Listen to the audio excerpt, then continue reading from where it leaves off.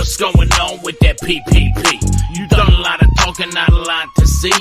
Up in the millions like 2.3, but Geoff got it all, getting off scot-free. Try to talk tips like we talking about stock, but you're talking about men printed on cost stock. When you open your mouth, I take it with a grain of salt, cause the market's down and you're a clown, it's all your fault. You ruined the hobby I love with your bullshit. Geoff Wilson, Geoff Wilson. You ruined the hobby I love with your bullshit. Geoff Wilson, Geoff Wilson. Did you dip, Geoff? I think you dipped, Geoff. What you talking about? I don't think you dipped yet. Willie's doing shady shit like the GOBs, like his whole failed thing with them NFTs, taking money from the people to pay. Most of them are broke, but that's okay, he's getting money. Even better, tax-free, loving all the stimulus from PPP. You ruined the hobby I love with your bullshit. Geoff Wilson, Geoff Wilson. You ruined the hobby I love with your bullshit. Geoff Wilson, Geoff Wilson. You ruined the hobby I love with your bullshit. Geoff Wilson, Geoff Wilson. You ruined the hobby I love with your bullshit.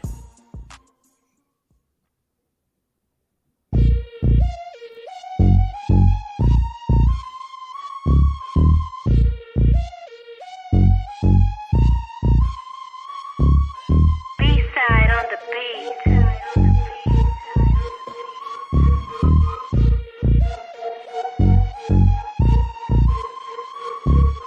What's going on with that PPP? You done a lot of talking, not a lot to see. Up in the millions like 2.3, but Geoff got it all, getting off scot-free. Try to talk tips like we talking about stock, but you're talking about men printed on cost stock. When you open your mouth, I take it with a grain of salt, cause the market's down and you're a clown, it's all your fault. You ruined the hobby I love with your bullshit. Geoff Wilson, Geoff Wilson. You ruined the hobby I love with your bullshit. Geoff Wilson, Geoff Wilson. Did you dip, Geoff? I think you dipped, Geoff. What you talking about? I don't think you dipped yet. Willie's doing shady shit like the GOBs, like his whole failed thing with them NFTs, taking money from the people to pay. Most of them are broke, but that's okay, he's getting money. Even better, tax-free, loving all the stimulus from PPP. You ruined the hobby I love with your bullshit. Geoff Wilson, Geoff Wilson. You ruined the hobby I love with your bullshit. Geoff Wilson, Geoff Wilson. You ruined the hobby I love with your bullshit. Geoff Wilson, Geoff Wilson. You ruined the hobby I love with your bullshit.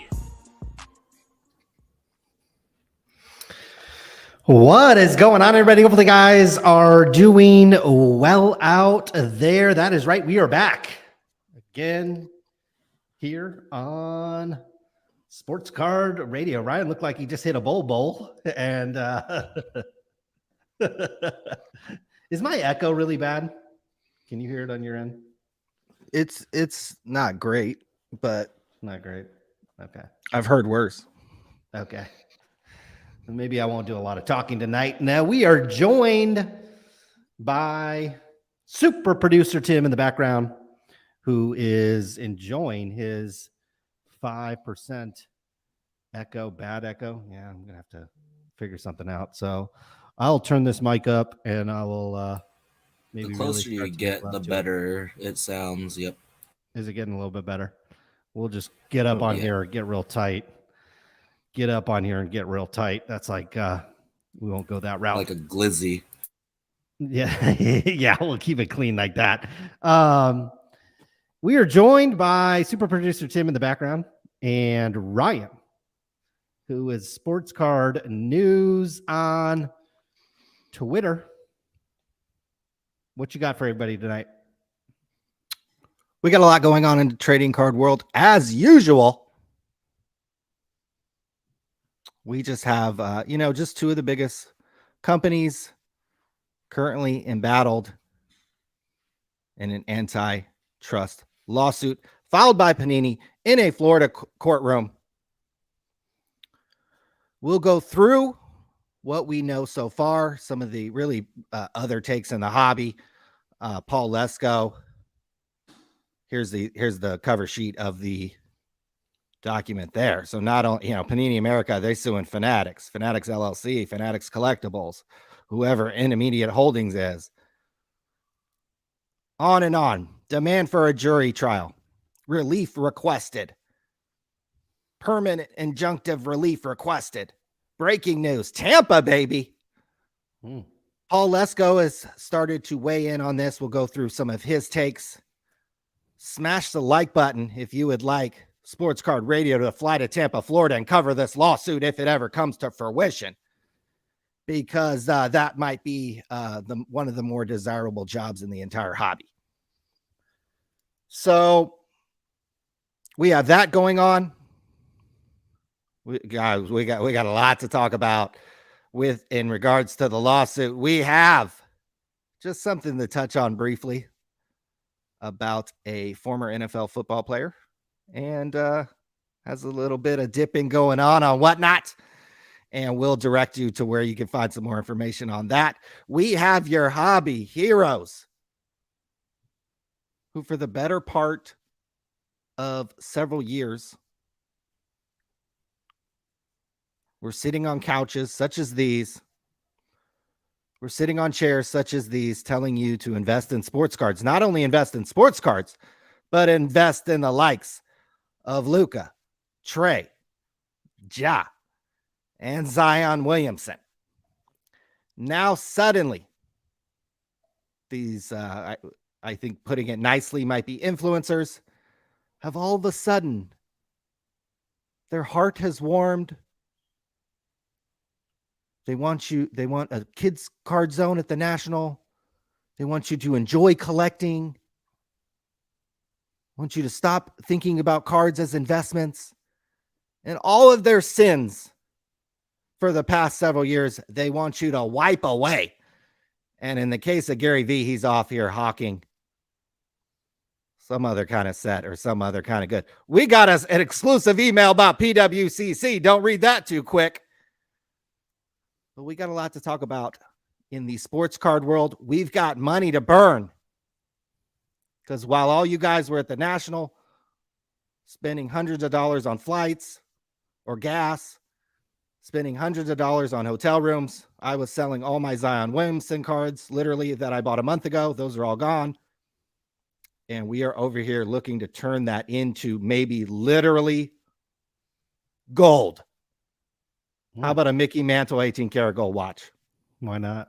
Something we have our eye on over here. We like the unique stuff. We like most people be over here trying to bid on this stupid $7,000 mid-tier quarterback. Like, when I think of the top quarterbacks in the league, isn't the first guy I think of.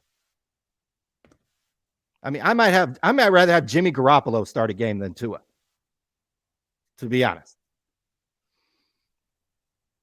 We're over here looking for cheap Michael Jordan stuff. I don't know if I want to slap another bid on this, because I think you can only get, like, what the heck are you going to do with this? Yeah, it's hard to display, that's for sure. But it is pretty cool. That's why I was looking at the Hugh Hefner, because he doesn't sign very much. It's on a unique item. Somebody could crack it out of there and do something with that if they wanted to. And pretty unique piece of memorabilia. We will be set up, by the way, at the Auburn, California Trading Card Show, August 19th. 9 to 4 are the show hours. Here's the address. 3185 Bell Road, Auburn, California. All are welcome. We won't be doing any filming when we go to these things. I don't like to film. There's kids around. I don't want to put people's kids on video. People like to talk to us, but they don't want to talk to us while the freaking camera's rolling. Everybody's different on camera. So we like to go to these shows, try to sell some cards. We'll have a little cards to sell. And we like to talk to the people. And if you would like to come talk to us, and bring your cameras if you want, but there will be no cameras for Sports Card Radio. We like to go, set up, hang out, and enjoy the day. Should we dive in to the Panini lawsuit? Let's dive in. But before we get to that, we will be giving away a box of cards on tonight's show. Since the echo in my room is bad, maybe I can make myself useful by opening up cards. We will be asking a trivia question at some point during tonight's show. And the correct answer will win the entire box. I guess you can choose to, I mean, if you don't want me to open it, I guess we can do it that way too. But we'll be giving away something tonight here on Sports Card Radio. But let's kick things off with our first topic. That is the antitrust lawsuit over at Panini. That is right. This could, this could end up being a nothing burger, like a lot of lawsuits are.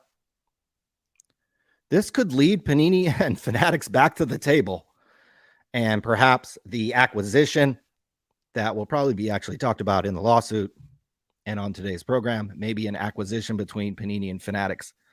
The lawsuit helps actually bridge the gap there. But what we have, as first reported by the Wall Street Journal, trading card wars escalate with antitrust lawsuit filed against Panini. It was filed in the United States District Court, Middle District of Florida, Tampa Division. Some 50 odd pages that some very expensive attorneys were paid to draw this up. So it looks like everybody in the sports card world is getting sued except for Sports Card Radio. Boy, we've been threatened to be sued. What? Not one, not two, not three, not four, not five, but probably about 20 different times over here at Sports Card Radio. And, so far, looks like the only people who get their name in court documents are the likes of Panini, Fanatics, etc. The famed hobby lawyer at Paul_Lesko on Twitter. He says the easiest way to look at an antitrust case is to win. The plaintiff, and in this case is Panini, needs to show, parentheses, basically that the defendant, in this case Fanatics, has market power and, this is very important, did something, quote, bad. Paul Lesko continues, just having market power by itself isn't sufficient to lose an antitrust case. And now I freaking love this tweet. You know why? Because in order for Panini to win this lawsuit, they, ladies and gentlemen, are going to have to prove that some Fanatics did something really bad. And you guys very well know we have like about 400 people for some reason tuning in tonight. You guys know here at Sports Card Radio, we love the drama. We love the Jerry Springerness of the hobby. And so if Panini has to prove that Fanatics did something bad, that means they're going to have to litter these court documents with bad stuff that they allege Fanatics to have been doing. And holy Lord, if this lawsuit ever comes to fruition, we could have hours of entertainment talking about all the, quote, bad things that Fanatics is doing to Panini and the trading card world. Paul Lesko continues. Also keep in mind, Panini already has a lawsuit against Fanatics and a bunch of former employees going. Remember, Panini already sued Fanatics for poaching like 35 of their employees. So Panini's already mad. Now, folks, they have gotten a lot more mad. Rumor has it that Fanatics poached Panini's employees, which led to the lawsuit because Fanatics and Panini couldn't agree to a buyout or merger. That might become important in the lawsuit. Because, if Fanatics was about to buy Panini, it looks like Panini was okay being a part of the sports card monopoly. Sports Collectors Daily has a lot of interesting tidbits about the lawsuit, and they have a reaction from Fanatics that is about as spicy as anybody has given in this hobby in a long time. Especially a corporate company like this. This is from Fanatics. Again, this comes courtesy of Sports Collectors Daily article there. Panini's lawsuit is a baseless last gasp, flailing effort by a company that has lost touch with its consumers is failing in the marketplace and has tried unsuccessfully for years to sell itself. Oh, A spokesman from Fanatics relayed to SC Daily. Panini is trying to blame Fanatics for its own inability to keep pace with what players, fans, and even its own employees rightfully want. It is hardly surprising that Panini received an F grade from the Better Business Bureau. So Fanatics is already over here just throwing some Nate Diaz Stockton slaps right back at Panini. This lawsuit got fired up, right? And literally like an hour later, SC Daily had this article and it was like, oh yeah, we got a quote from Fanatics calling Panini basically a bunch of pieces of crap. In the article, it does lay out some of the quote bad things that Fanatics has done to Panini, supposedly. Panini claims that Fanatics didn't, or Panini wasn't allowed to bid on the licenses that Fanatics acquired, most notably all of them. They said Panini only learned of the Fanatics exclusive agreements after they were consummated through reading about them in the media. So they might have read about them on Sports Collectors Daily instead of being alerted by the media, instead of being alerted by their lawyers or something. Okay. This is a fun one, and this impacts all card collectors, actually. And this is why there's been these product delays, and why does this set come out 8 months late, and why does release dates get pushed back? Fanatics has acquired, through 2 transactions, a controlling stake in GC Packaging LLC, the critical high-tech custom manufacturer of trading cards for Panini. Court documents state this acquisition, a direct violation of GCP's contractual obligations to Panini, was taken to undermine Panini's ability to perform, even in the short run, under Panini's existence licensing, thereby hoping to force Panini into a sale. So basically what has happened is breaking news to the sports card world. Panini doesn't print these cards. Fanatics doesn't either. That's all done by a third party. If you need business cards printed, you don't print them yourself. You call up Vistaprint or you call up somebody else and they print them for you. So Fanatics and Panini and Topps and Upper Deck, when they need cards printed, they actually don't. In the old days, like Pro Set and Fleer and all those ones have actual printing facilities. They actually use a third party. And in this case, there are literally very few of them. GC Packaging LLC is one of them. And what did Panini do, or what did Fanatics do? They went through apparently 2 transactions and bought a controlling stake in this company. So what that means, because Fanatics has control over GCP, Panini is now beholden to Fanatics for its lifeblood, the production of nearly all its trading cards. So that is just an astonishing statement that literally Fanatics owns the printing facility where Panini is printing cards. Frankly, I am shocked that they let Panini print anything at all. But maybe there were some existing contractual obligations. But this is why Panini isn't getting stuff out on time. This is why there are currently product delays. You know, they used to be able to blame it on COVID. It was COVID.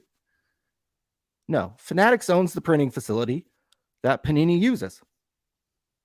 So guess who when Panini calls and needs something, they have to call Fanatics. They have to call Fanatics. Here's a fun one. This is fun.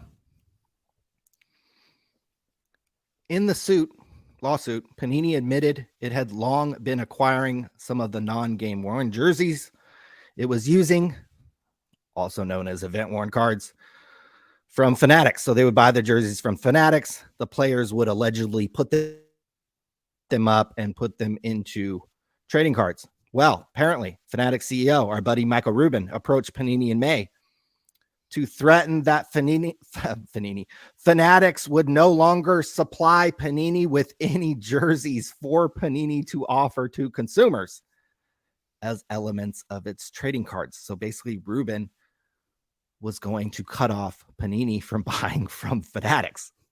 Rubin added that Fanatics would not stop its pressure campaign against Panini and would continue to sign exclusive deals with players that Panini would otherwise use to offer fully licensed trading cards. So basically, you've heard rumors about NFL rookies not being in Panini products, or at least their autographs. That's because Rubin was going to sign them to exclusive deals. You've heard about Webb and Yama not having autographed rookie cards in Panini products. Here you go. So we have, and I did want to point out, there was one more interesting tidbit.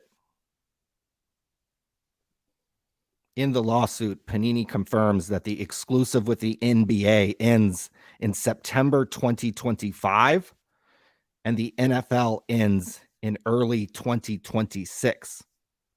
And this is according to the lawsuit as being read there by Paul Lesko. So we got,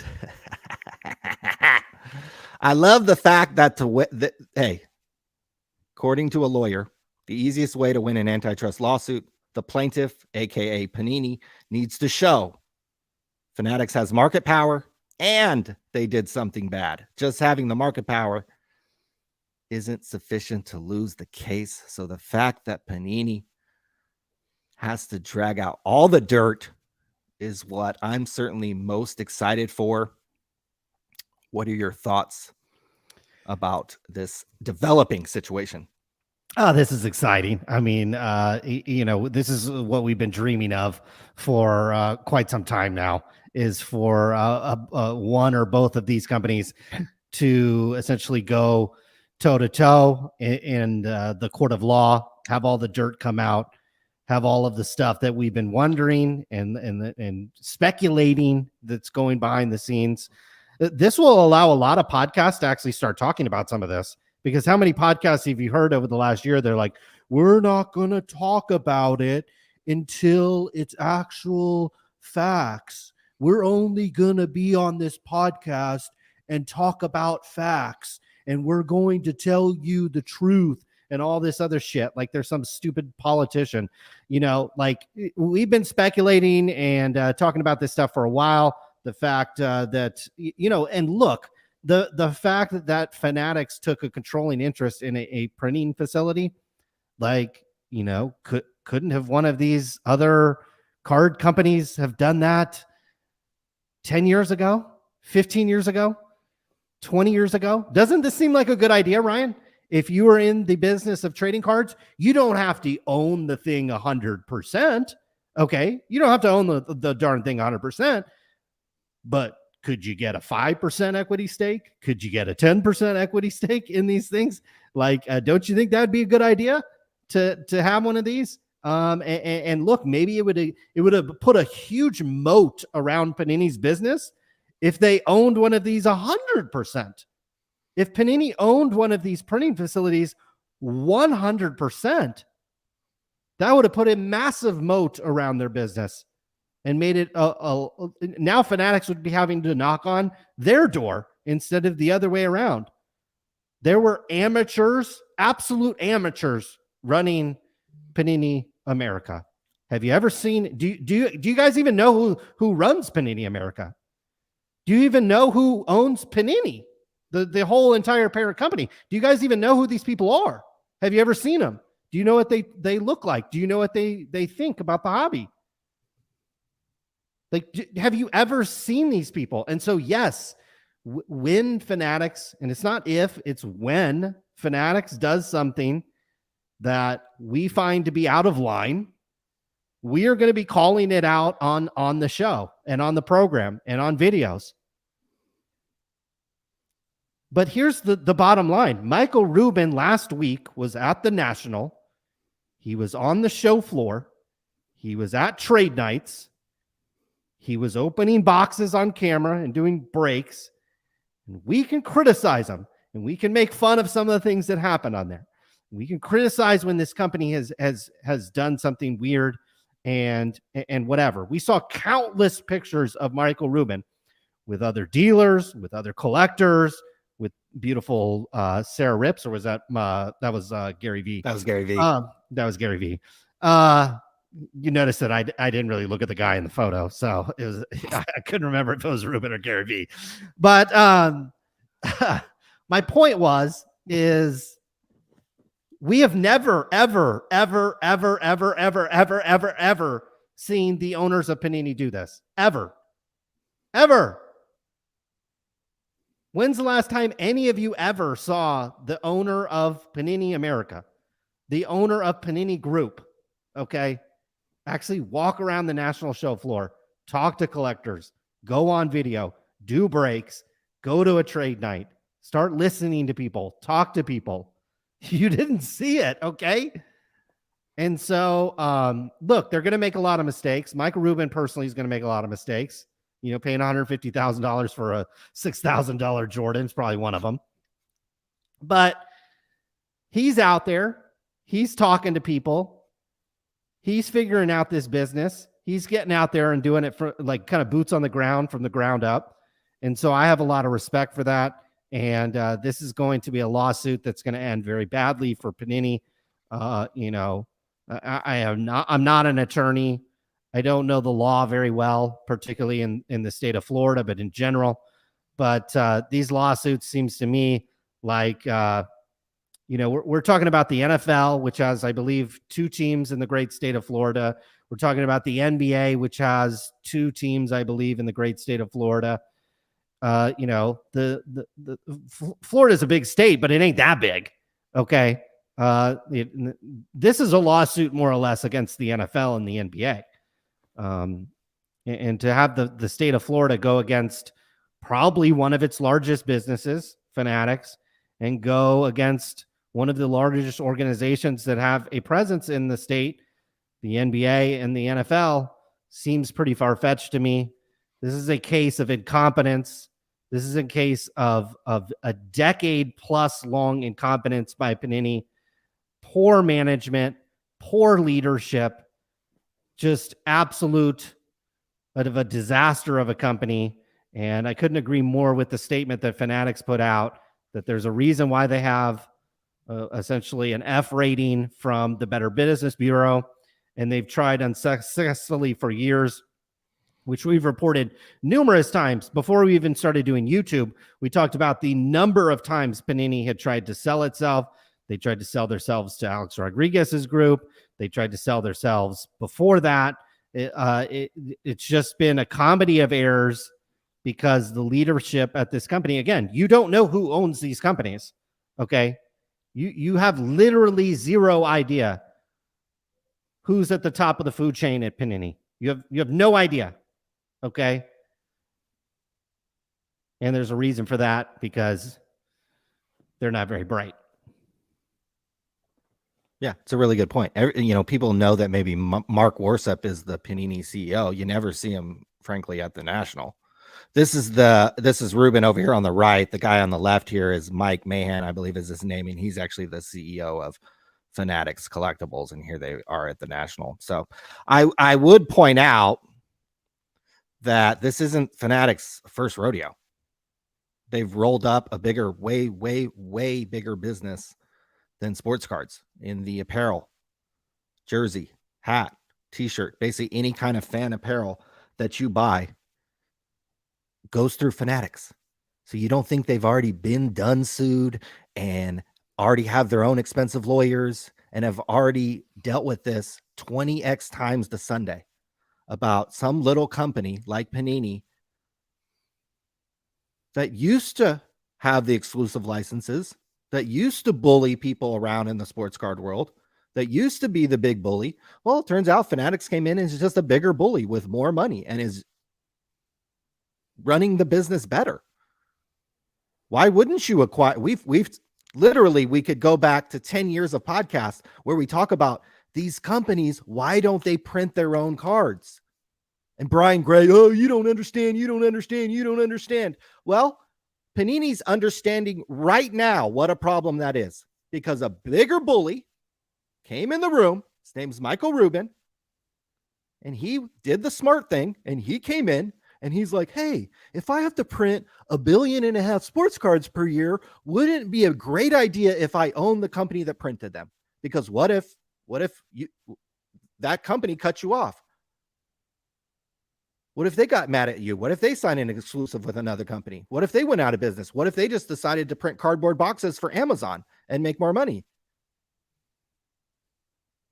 Which is what has happened actually to a lot of the printing and packaging businesses in America. There used to be tons of them, obviously, when newspapers were around and paper was much more prevalent. The internet wasn't around. Computers weren't, working that well.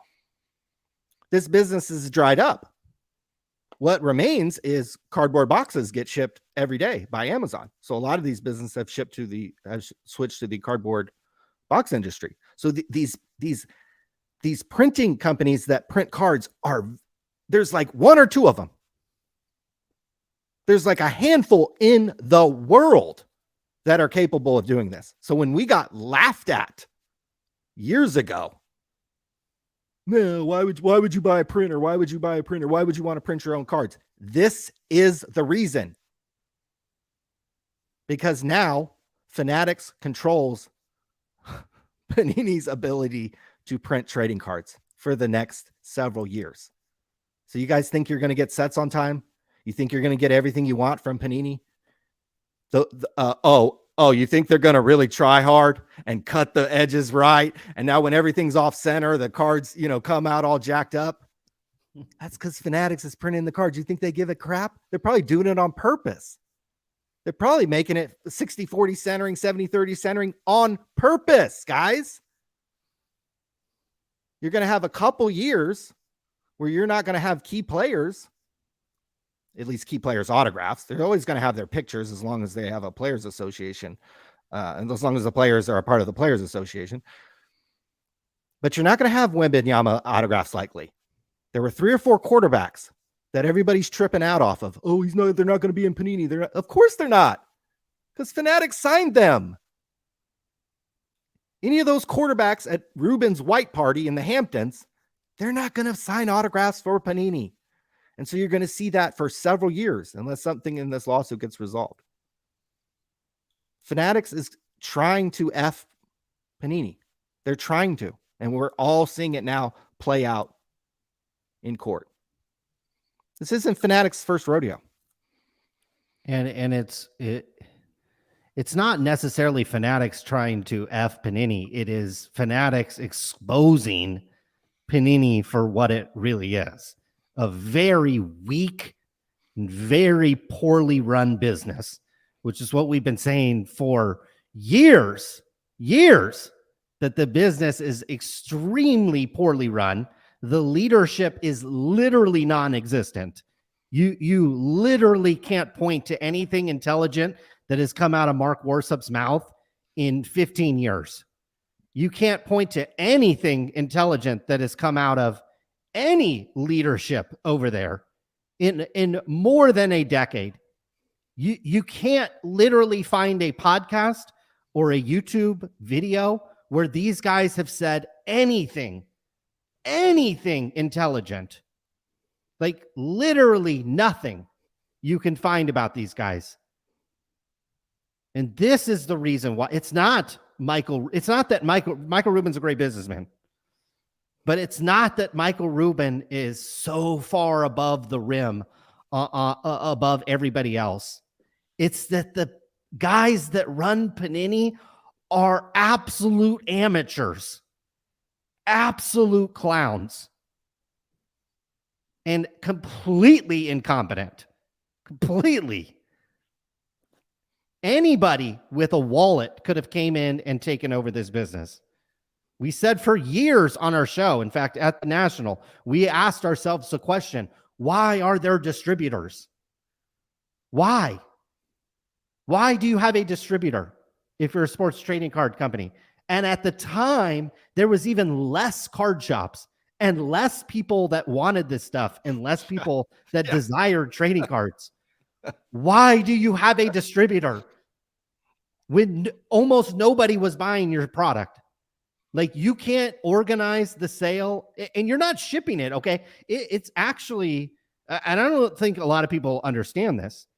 The printing manufacturer not only prints the cards, but they are the logistics provider. They are the ones that actually ship it to where it needs to go, whether it's Excel marketing for Target, whether it's a distributor like GTS, whether it goes directly to a hobby shop, whether it goes wherever, Fanatics or some other online retailer. Panini does very little. It's like a contract manufacturer. They don't do a whole lot. They don't have a very hard job. And the jobs that they had, they did absolutely terrible. Terrible. And so that's where we are in this hobby. It's not that Fanatics is doing something so revolutionary. I know to a lot of people in this hobby, their head is spinning right now, and they don't understand what's going on. What is happening is ultimately it's like destiny is what is happening right now in the hobby. You finally had somebody with at least one brain cell. Michael Rubin has a few more than that, and he's got a couple dollars in his pocket. You have that coming in and finally realizing, dude, this doesn't make any sense. What these people have been doing for decades in this hobby doesn't make any sense. The distributor model, the not owning, and we're not talking about owning the manufacturer yourself, where you're sitting out there and Tracy Hackler's like oiling the machine and Mark Warsup's getting the paper off the truck and they're milling it. No, you can have a passive ownership stake in a company and not have to do shit. Okay. How many owners are there of NBA teams that you've never seen, that probably don't even know half the players on the team, but they have a part ownership in the team?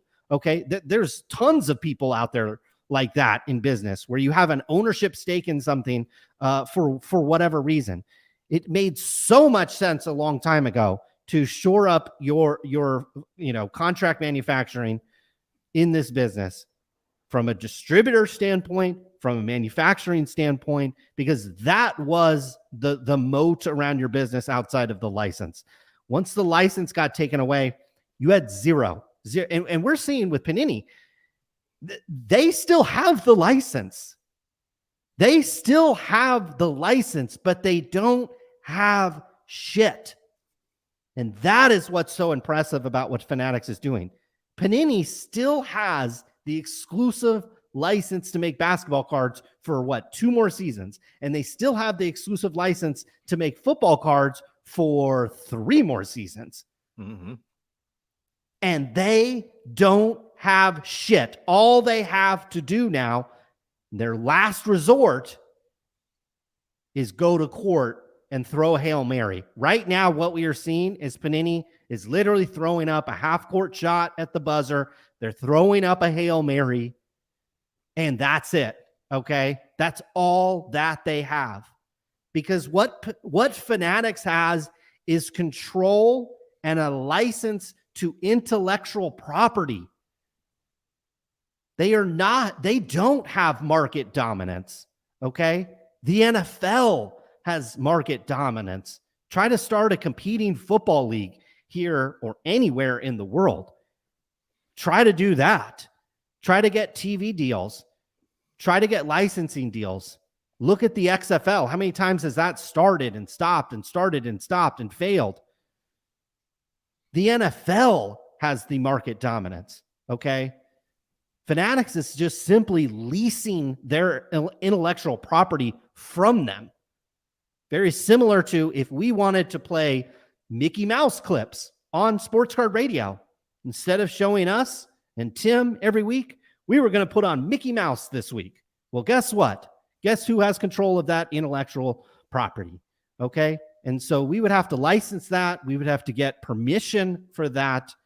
There is absolutely no, I don't think there's really any precedent to control how companies distribute their intellectual property.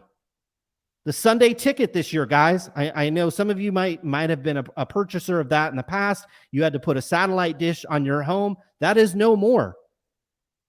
The way to get Sunday Ticket this year is through Google. and YouTube TV.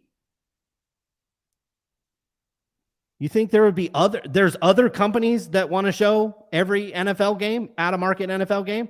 There's a long list of them. And that's why Google has to pay billions of dollars a year for that right. These leagues have a long history of being able to pick and choose who gets its intellectual property. Exactly like Disney, exactly like Marvel, exactly like DC Comics, exactly like Star Wars, exactly like any company out there that owns intellectual property. They get to choose who gets control of it and who gets to have it. And Fanatics is going to have that right, but impressively, Panini has had that right for a long time.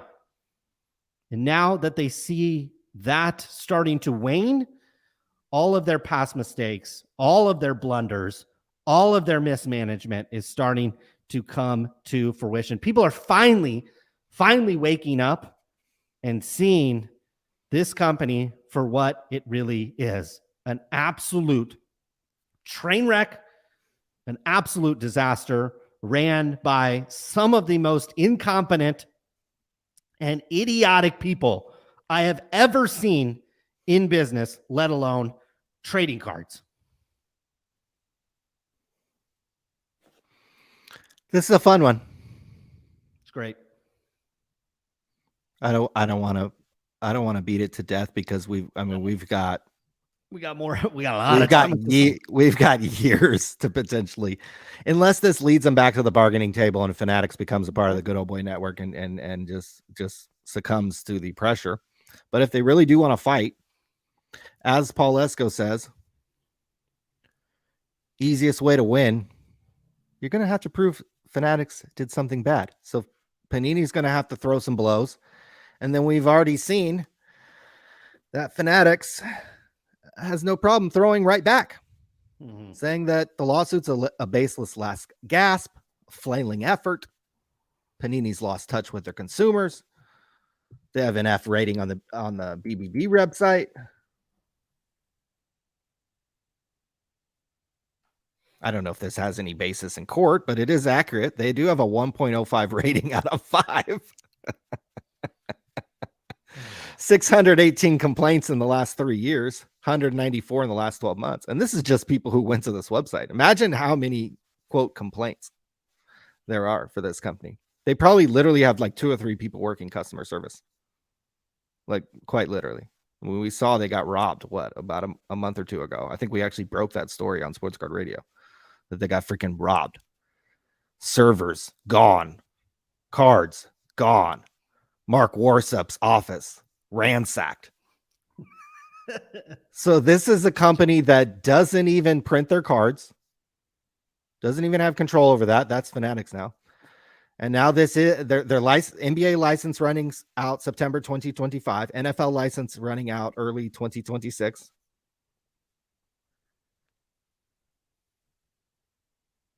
It's a last gasp. So they either they should have probably took the money that Michael Rubin was offering.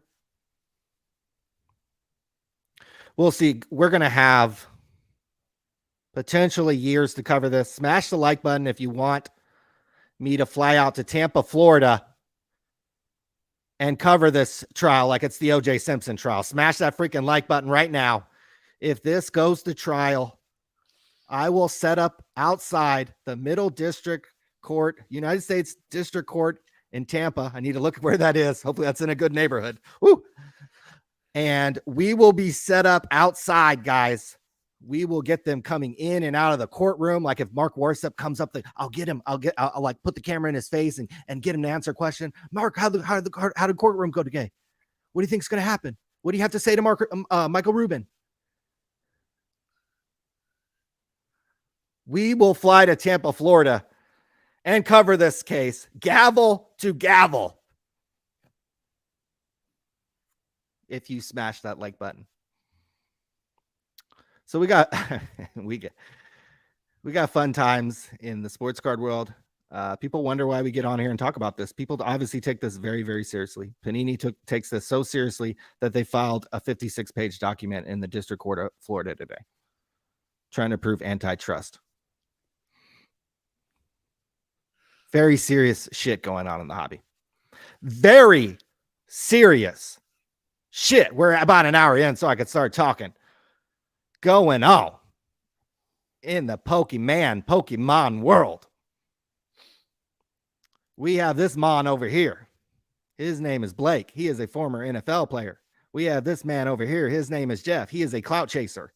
And anybody with followers or any type of following he is trying to latch onto. I want you to direct you to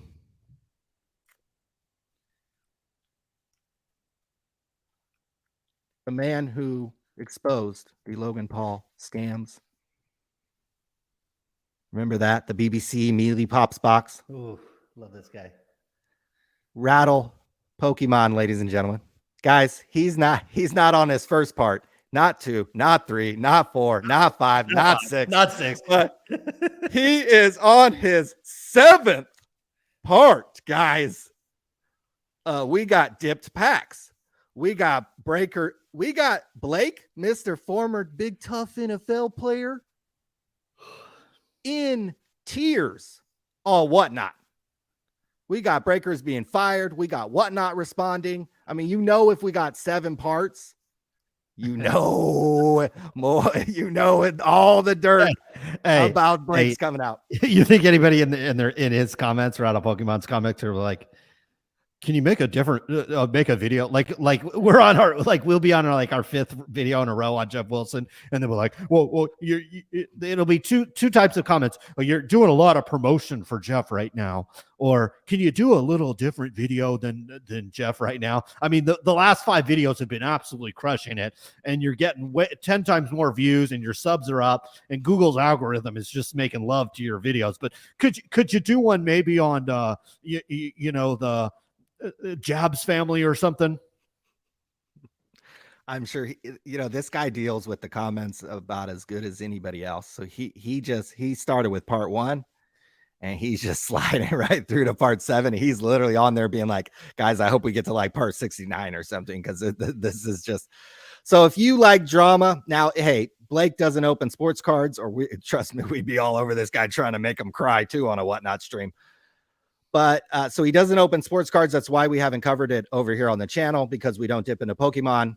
But there was an Instagram post by none other than Jeff Wilson saying that he was going to have Blake on his show or whatever pretty soon. Jeff, if anybody's watching or anybody who works for Sports Card Investor, I would probably just shelve that for a little while, because Rattles, he's on his 7th part, and it seems like he's just getting warmed up.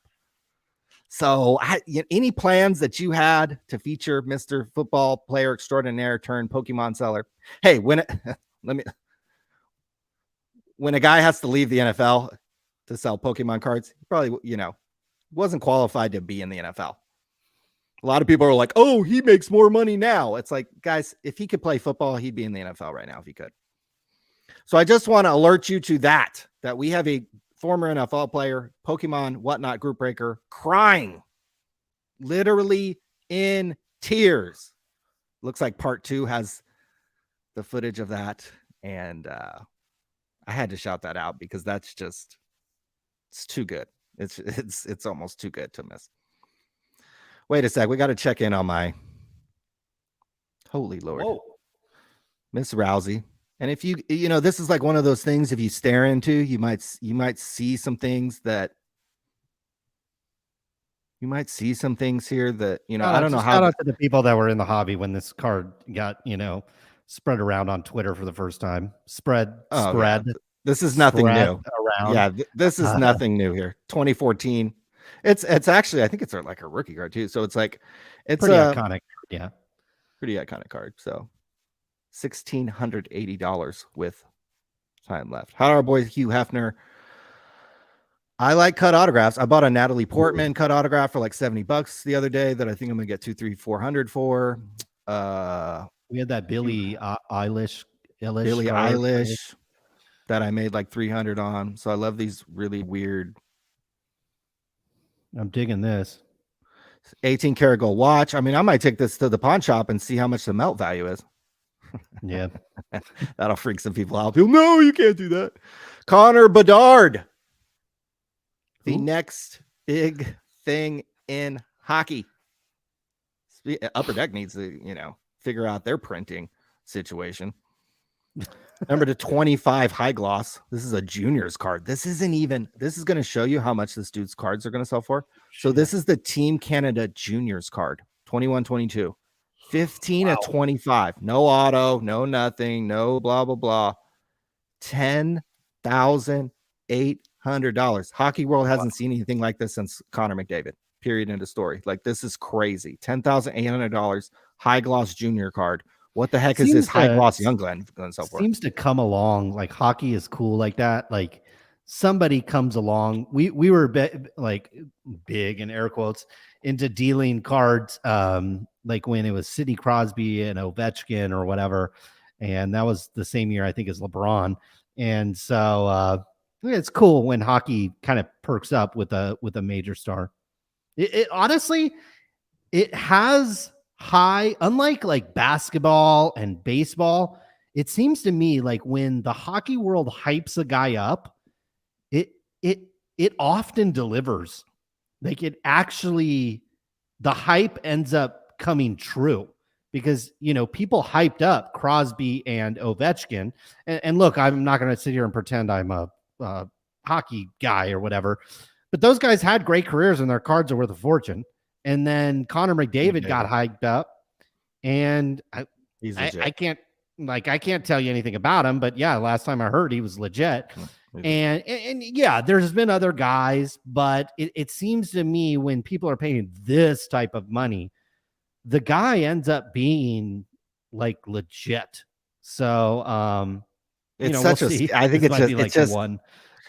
such a skillful game that I think, when you see it, it's there. Whereas football, there's all these other variants with the team and the offensive line and blah, blah, blah, blah, blah. Whereas, I mean, hockey's, you got to be skilled. And it's a very fast game played at the NHL level. So I think it's like, once you see that skill level, even somebody look at Wembanyama, how much he's hyped. But it's like, he's tall, he's skinny. Is he really going to be a force on the offensive end?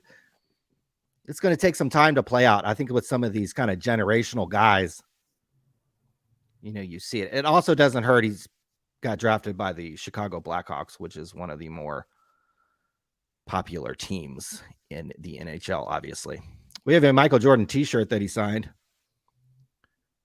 This just shows you how expensive this dude, who's still alive. Not that if you ever were in his presence, you could get him to sign anything. So it's not like he's signing a lot, but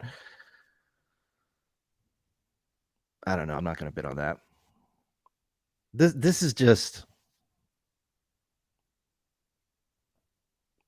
what I don't understand. I think I almost want to do a video on. It seems like there's been a lot of young quarterbacks that came into the league, and Tua's decent, but they all can't win. It's hard to win. It's hard, especially in the AFC. Yeah. Breaking news: it's hard to win in the NFL. It's so he's tough. Literally in the AFC. Mahomes, Allen, Burrow. I mean, I just named 3 quarterbacks that are way better than him, or that which you would much rather have. So in his own league, in his own division, he's not even the top quarterback. And he's one hit away. We saw there was like a Thursday night football game where this dude got crunked, and it was like, you were wondering if he was ever going to play again. If you don't think this guy's not going to take another big hit. So this is just the part of the hobby that for $7,000, there's easier ways to make money. I mean, there's literally, I don't want to get into it, but there's just, I don't get the gamble. Well, look, if you're a Miami guy, you're a Miami fan, then, and $6,000 is not that much, if you're doing all right.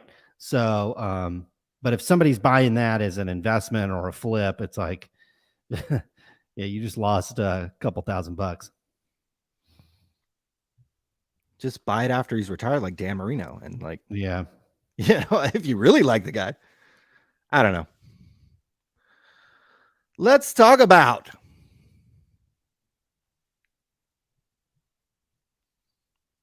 Here's the thing. Betsy? Yeah, we'll get to a PWCC emails. You guys have got to hear that. We'll get that toward the end of the show because yeah, that's a little spicy. That's a little more than R-rated. So put the kids. We'll wait till the kids are in bed, and then we'll bring up the PWCC email. But I want to talk about, and this was originally what we were going to talk about most of the episode until the Panini lawsuit dropped. These guys, and I'm going to mention two of them because they're the biggest. But there are other people who mimic these people and who've basically done the same thing. 2-3 years ago, they were investors. I could even splice up clips of Geoff Wilson, kind of little poking fun at people who made collector content. He saw himself as this revolutionary guy. I'm the only one doing this. I'm the only one who's thinking about cards this way and talking about it and blah, blah, blah, blah, blah. And he got big. Then the market crashed. It's still crashing, actually, despite the fantastic attendance and the fun it was at the National. Year to date, cards are down.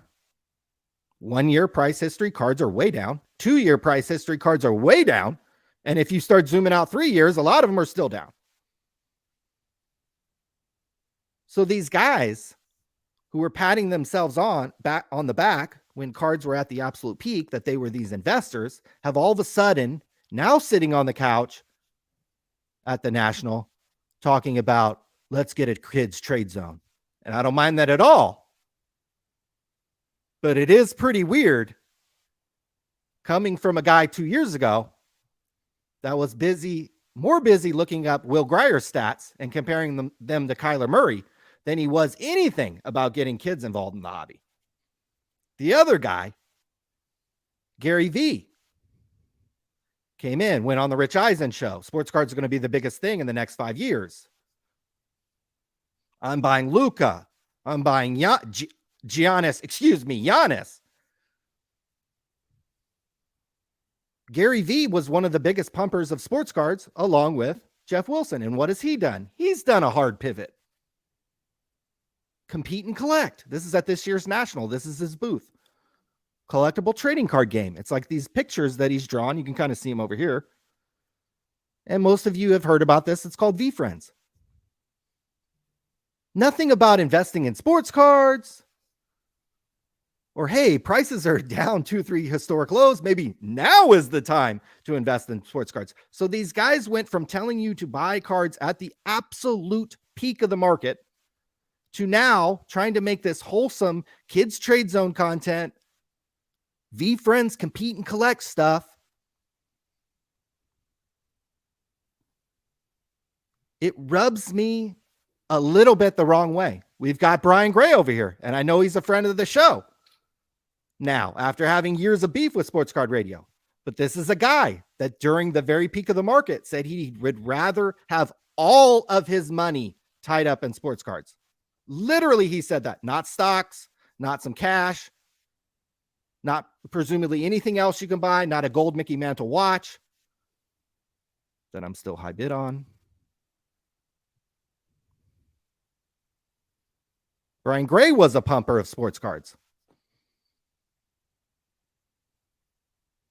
So I find it interesting. I think these guys just lick their finger, they put it up in the air, and they see which way the wind is blowing.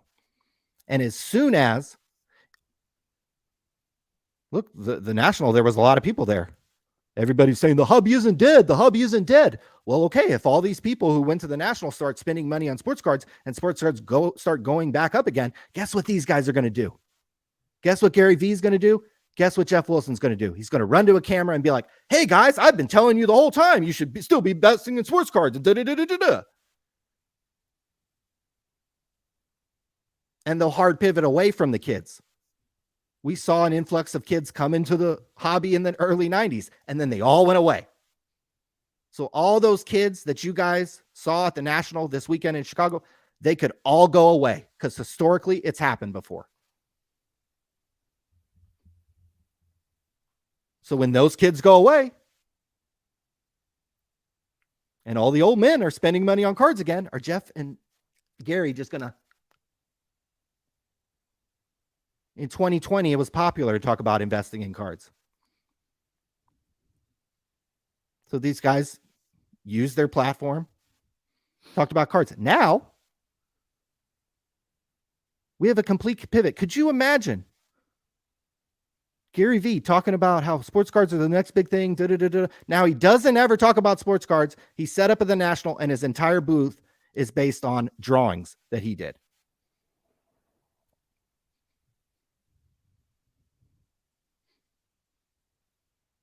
Geoff will go on video and talk about how, we need to focus on collectors and we need to this.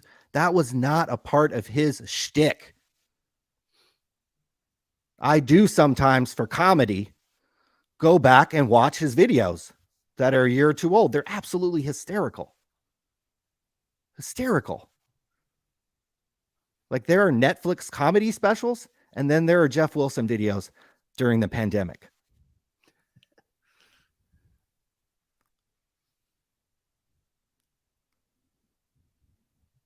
I just think it's interesting. I am here to call these guys out. I think the hard pivot is very interesting.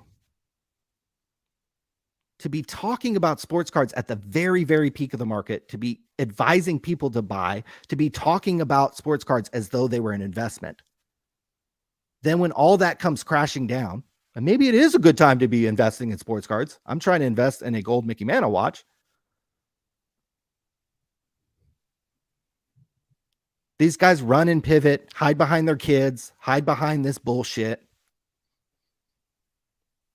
What's going to be their next thing? Because chances are this V-Friends crap, it's going to crash and burn. Geoff is going to realize that, hey, it's good to have kids in the hobby, but they don't really spend money on cards.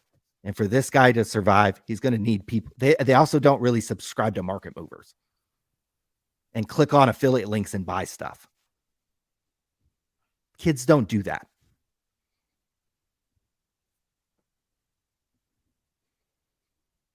So I'm just wondering when these guys are going to lick their finger, put it in the air, and when the wind blows. It's popular right now to be, it's all about collecting. The hobby's strong. That's the popular thing to do. 2 years ago, it was popular to fucking talk about investing in sports cards. So I would just be very careful about putting either of these guys and all their imitators on a pedestal, considering their history talking about sports cards. These guys get treated like royalty in this hobby. And historically, if you go back and watch their shit, it's more comedy than fucking anything else. Especially Gary. Especially Geoff. Gary was smart and stopped talking about his shit. Vegas Dave clowned them both. Vegas Dave deleted the video where he basically was like, all you guys, at the peak of the market, Vegas Dave pointed at you guys on YouTube and be like, all you guys are stupid. This is all going to crash. And it did. And he deleted the video for some reason. I think he deleted all his videos. So what do you think? Am I being too hard on Geoff and Gary? Should they just be able to set up at the show and just hard pivot into, hey guys, let's collect? Yeah, yeah, they're trend chasers. They're wannabe entrepreneurs in the hobby, and they just run to the next hot thing. And in Geoff's case, it's now I'm into collecting. Now I'm starting to figure out this whole collecting thing, and there's this whole collecting side of the hobby. And look, if that's where he wants to stay and that's where he stays, by all means, I don't really have a problem with it. But like you said, I think it'll be sitting here 2 years from now, and maybe cards will start to go back up, and Geoff will start talking about how I told you guys I was buying the whole time, and we were collecting them, and now it's time to sell them, and this, that, and the other. I think the most important thing is to just find the cards that you have an emotional attachment to, whether it's from a collecting standpoint or if this is a business for a lot of you guys and you want to make money. Clearly Gary V and Geoff Wilson have very little experience actually showing you how to make money with trading cards. And so their advice there wasn't great. At best, it might have been financially disastrous as it relates particularly to Geoff Wilson. And so I like the thing is with collectors is like we've put up, we know the collector, we've put up content, our website in particular, not necessarily the YouTube, but the website catered to collectors. Sportscardradio.com catered to the hardcore sports card nerd for like a decade. This site existed for hardcore nerds of trading cards that wanted to know the cards that were in every set. I mean, a lot of these pages are, thousands of characters long, and it's not just a copy and paste job. A lot of this, had odds that you had to go and get. People take for granted this information. A lot of this information wasn't out there. You had to actually go out there and dig this up. Now, we were very much financially rewarded with this website. We weren't putting up this information just for fun and for free. We were definitely being rewarded financially, but our website catered to this, and the collector is like in their own zone. If you collect just hockey cards, do you really care what Geoff's opinion are on hockey cards? Not really. You already have your team. You already have your sets. You already have your zone that you like to collect. And, it doesn't mean that content isn't wildly popular. And it would be interesting if like collecting content got more wildly popular, where people were talking about the cards that they collect, or certainly some of Geoff's content where he's interviewed collectors with large collections. That content can do relatively well from a viewpoint standpoint. But, we've known the collector for a long time here on the channel. And, it's a special group, and it's a very consistent group. And if he stays in that lane, like you said, they're not buying market movers. Like the collector is not buying market movers app. And I don't think anybody really is. Somebody's probably stuck on a rebill and they're not canceling, and that's probably the bulk of his customers. But who at this point is signing up for market movers? You know what I mean? So I'm not going to sit here and tell people what to post, what not to post, but I really don't care what Geoff posts. It's good for our content that he continues to post no matter what it is.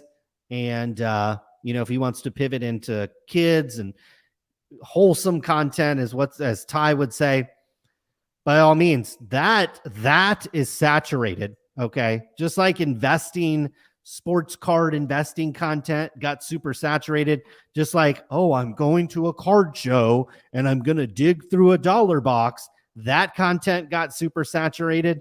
Guess what's going to be super saturated here in 5 months is collecting content, wholesome content. Like nobody's going to give a damn about. They're going to want this right here. This is what they're going to want. This is what's going to get clicked. Why don't we give them what they want? Forget this wholesome crap. Let's get to the PWCC email. Let's go to Miss Betsy. We've got to get to this giveaway. I've got a box of, what this is, Topps Chrome something. We've got to give that away. And but let's get to this. This is kind of spicy. Yeah, we get all kinds of things. And so this is about our buddy Brent Higgins right here. Here he is right in the middle. Oh, Brenty. Let's see if I got it. Oh. Hello. Is that his that is his maybe a estranged wife? But here we have Mr. Brent Mastro Higgins. who has, gosh, we have talked about this guy for years. And it appears that his days at PWCC are over. And perhaps his days with Miss Betsy are over. Mine are just beginning. That's the opening you need right there, baby. That was, I think, why I got sent this email, was to kind of to alert me of what was going on, and to maybe, kind of, hey, it's kind of like a wingman, be like, hey, I think she's single. But within the context of the email, anonymous email, we did have some details, and since we're an hour in, for some reason there are, a half dozen people watching us on YouTube.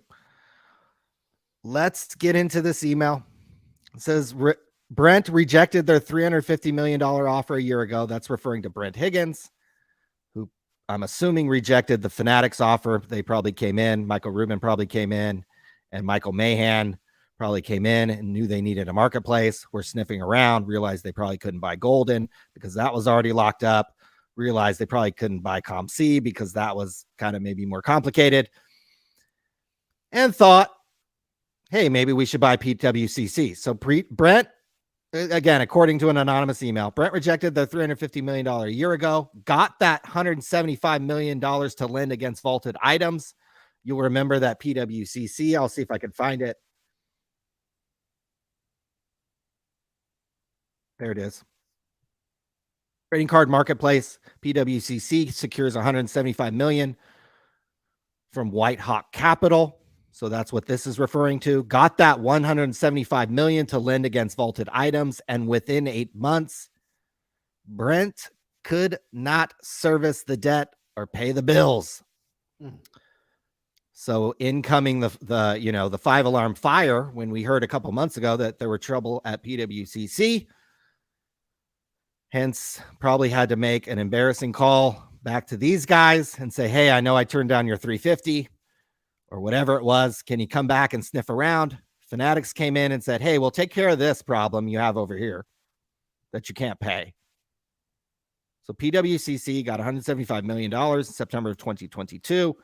Probably started loaning that money out, owed some money on this debt, couldn't pay it. Fanatics came in, figured that out, gave Brent $1, gave him undisclosed equity in PWCC and a $350,000 a year job. It's a pretty good salary in Oregon. He'd be broke in California, but that's pretty good in Oregon. Brent could bring, hope people like that joke. He could bring, this means bring 5 or 10 top employees. So Brent could hand choose 5 or 10 top employees to stay. Betsy, who was the communication director at PWCC and Brent Higgins' wife for many years, was not one of the employees that he kept. Brent fired her in December of 2022, which we also found out about. On the same day Betsy found out Brent Higgins was porking some other chick. So if that is true, I just want to look into the camera right now and say, Brent Higgins, you ought to be ashamed of yourself for sticking your little PPP into something else besides Miss Betsy Higgins. Just want to start off with that. But we do obviously get, hey, this is an anonymous email. Take it for what it's worth. But some of this rings true. The fact that he didn't get shit for the business because there was so much debt. And that he was and by staying on, he was promised a job. But what I imagine happened is Fanatics took control of this company. They started sniffing around and realized all the shady shit this guy was doing. He was fucking other chicks. He was shill bidding on cards. That's why they got kicked off eBay. I remember the narrative when they got kicked off eBay and there was all these people being like, well, eBay kicked him off because PWCC was going to start their own marketplace. People just bought into the fucking stupid talking points that Jesse Craig wanted you guys to buy into. PWCC got kicked off eBay because this motherfucker would shill bid on cards. And here's a fucking text message from 4 fucking years ago on our website that he's telling to bid on this Joe DiMaggio card. That, oh yeah, it's fucking recolored and probably trimmed.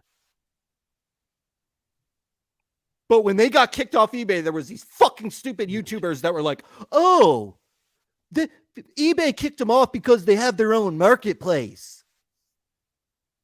Fucking, there's like 1,000 sellers on eBay who have their own fucking marketplace. ComC is one of them.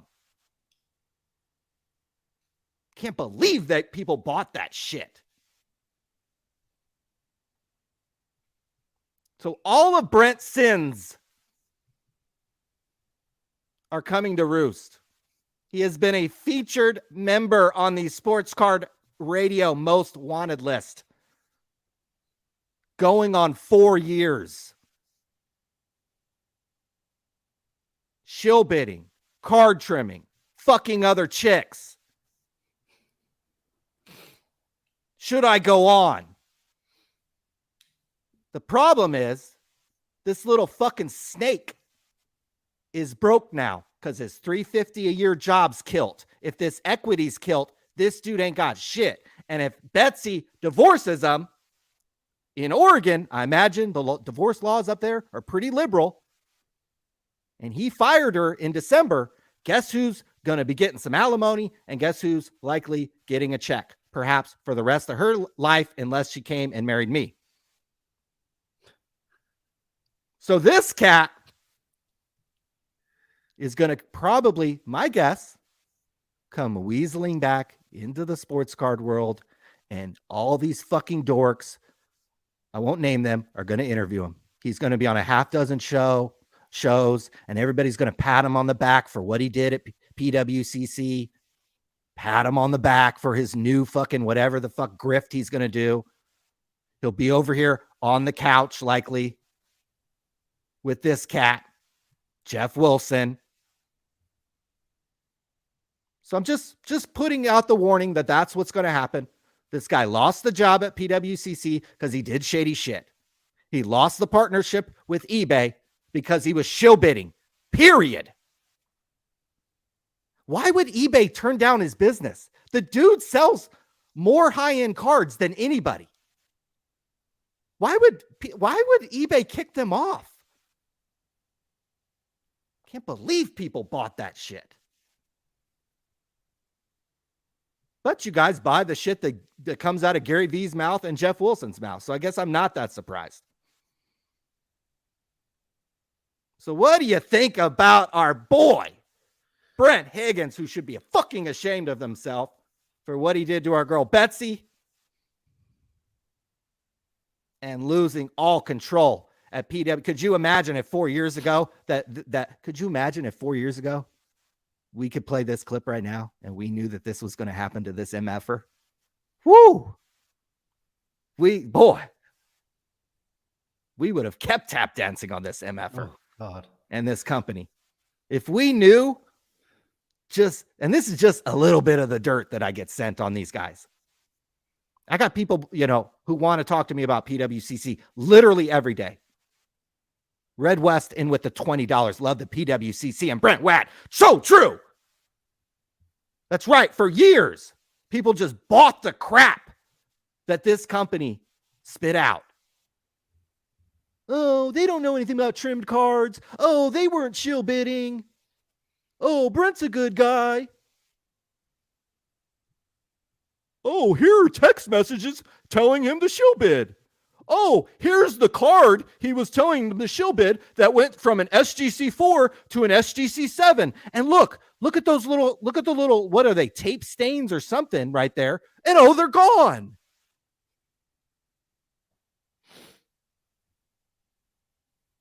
This is 4 years ago.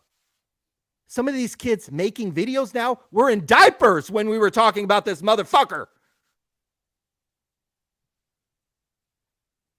Oh, but eBay kicked them off because they were going to make their own platform. Fuck me. So Brent got $1 because he took out a $175 million loan in September that he couldn't pay. Fanatics came in. Ruben and Mahan came in, bailed his ass out. Probably called Whitehawk and was like, hey, stretch this debt out over whatever many years and we'll figure it out. Brent got some equity in PWCC, got $350K a year, which is a lot of money in Oregon. He'd be broke in California. He could keep 5 to 10 of his boys. And one of them wasn't his wife because he was cheating on her. Again, this is something we heard about back in December when she was fired, or when she was either quit or fired and changed her LinkedIn profile. And I slid into her DMs.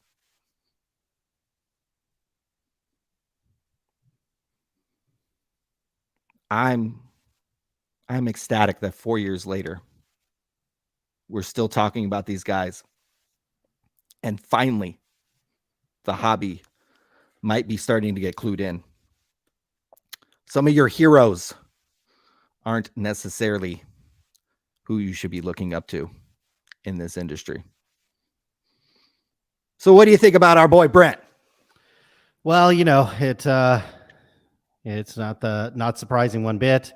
We, look, we had him up on our website many, many years ago. We would do numerous podcasts about him. Like you said, the audience that we've gotten has gotten more intelligent.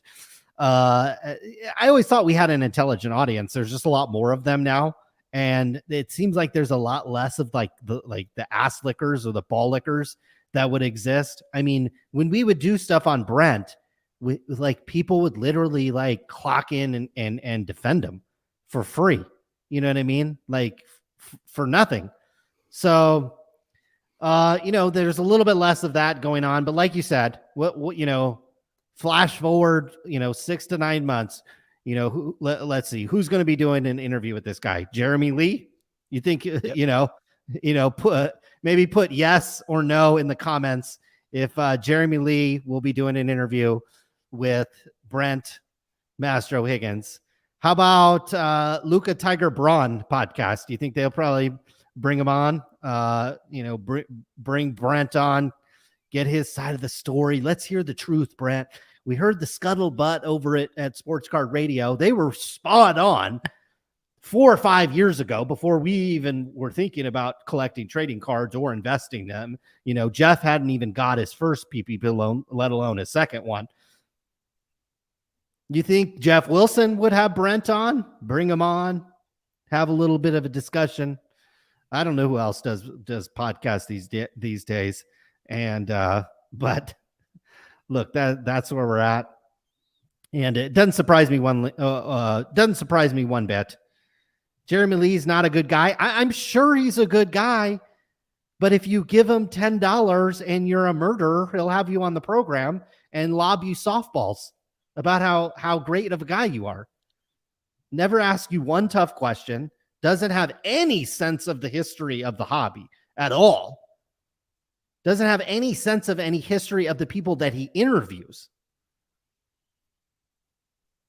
And lets people just get on there and say whatever they want, rebuild their reputation, take sponsor money, and rebuild their reputation for free. I have literally a tweet from 2020 where I'm calling out Evan Mathis, the card trimmer, and Jeremy Lee is in my comments being like, that's a strong allegation to make. You better have evidence to back it up. Jeremy Lee, go look at your tweet from 2020 and then go watch the video where Evan Mathis literally shows you how to trim trading cards. So there's my fucking evidence, you fucking moron. 3 years later, think I didn't know what the fuck I was talking about?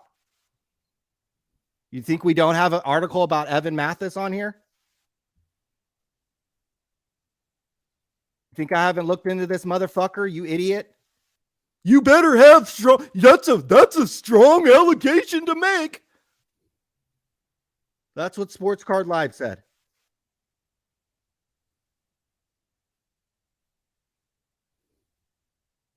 That's what this dude said to me.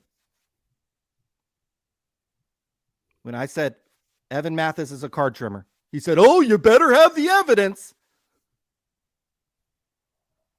Buddy, the evidence is on his very own TikTok where he shows you how to do it, you fucking moron. These are the fucking idiots in this hobby who preach fucking positivity and collecting and all this bullshit, and they don't know fucking shit. I literally show them a card trimmer, point to them, show them a card trimmer, and he says, "Oh boy, I don't know about that."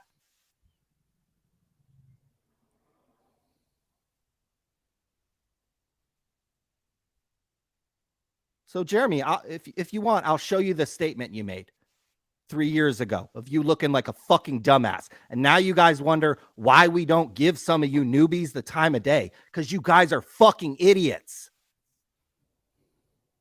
You want to sit here and lick everybody's ass. It's this football player. Anybody with clout, you just want to fucking get up in their ass and start licking it. It's fucking embarrassing. No wonder there's so many scams. No wonder there's so much bullshit that happens in the hobby. Because you guys will just sit there and lick anybody's fucking ass in this hobby. For clout, not even for money. Not even for money. Just to be liked. Just for a like. Fucking disgusting. What's not disgusting? This is Ronda Rousey card that has 4 minutes left at $1,900. BGS 99. Whoo, baby, if this was in a PSA slab, you know that'd be a little higher. We got our boy Hugh Hefner. Hugh, give me a call, buddy. I'll people ask us if we want to go to the Burbank card show. It's like, I'll go to Southern California to go to the Playboy Mansion. Like, other than that, I'll go to Southern California, which is a long drive for us. It's a longer drive than a flight to Chicago. I'll go for a fucking Lakers game. I'll go sit in a suite at a Lakers playoff game. Okay, that's the last time I went to LA.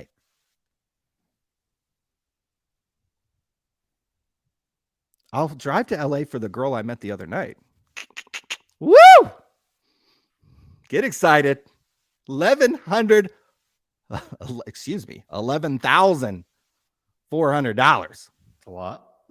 Connor Bedard, the hockey sensation. He doesn't have any licensed cards out yet because much like the Major League Baseball, you cannot print cards until they make their NHL debut.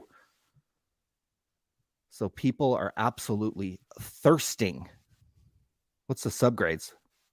Ooh, we have 395 and a 10 surface. So very strong grade from Beckett. You guys in your beloved, like, crack out of this slab and put it in this slab. I mean, likely this one might get a PSA 10. Maybe it'll get a 6. Jordan, I think anything Jordan signs should be 1,000. The problem is if I bought this and told, yeah, pretty much is. Problem is if I bought and sold this for 1,000, I'd get feet off. So I'm like at 8. I'd only get 8. So I'd have to list this at like 12, and it's a fucking shirt. Tua. Hopefully his offensive line is on point this year, because $8,500. He is not even the best quarterback in his division. Now, I know the coaching staff has lineage from the 49ers, and they have some other really good players. They have a couple good wide receivers. The head coach comes from the 49ers, so they have a good scheme and offensive scheme. He's good. I mean, he's good. Yeah. Obviously, we don't need to get into a discussion about, NFL quarterbacks and what it takes to be good, but obviously it's a very fine line in the NFL between winning and losing, clearly. And that fine line usually is at the quarterback level, and it's usually a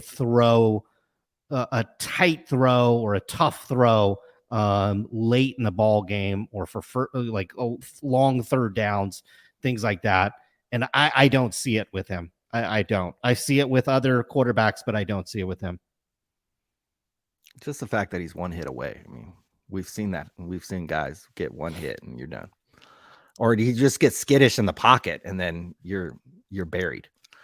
I don't know about this watch. One did sell on eBay. I've done some price research on this. One of these sold for like 12 on eBay. There's one listed, I think, for like 15. So it's tight. It's tight. My bid would have to push it to 876. So I couldn't list it for 1,000 and make money, at least on Golden. because likely this would stay in the vault. But it's an interesting. There's only 526 of these. You could see on the back. I don't know if you could see it. It says 65. And then they made these to the amount of home runs he hit. Yeah, it's cool. But it's 18 karat gold. Like, depending how much gold it is, like literally, like, I don't know what the melt value is, but Probably an not ounce of that. gold? An ounce of gold right now is like 2 racks. Okay. Not quite. It's not an ounce. It's not. It's definitely not an. Like, it's probably No. very little gold, but it's kind of interesting. This was probably made a long time ago. Look, see, this was made a long time ago, obviously. So.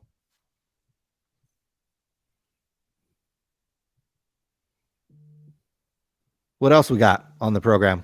Were you going to open some shit?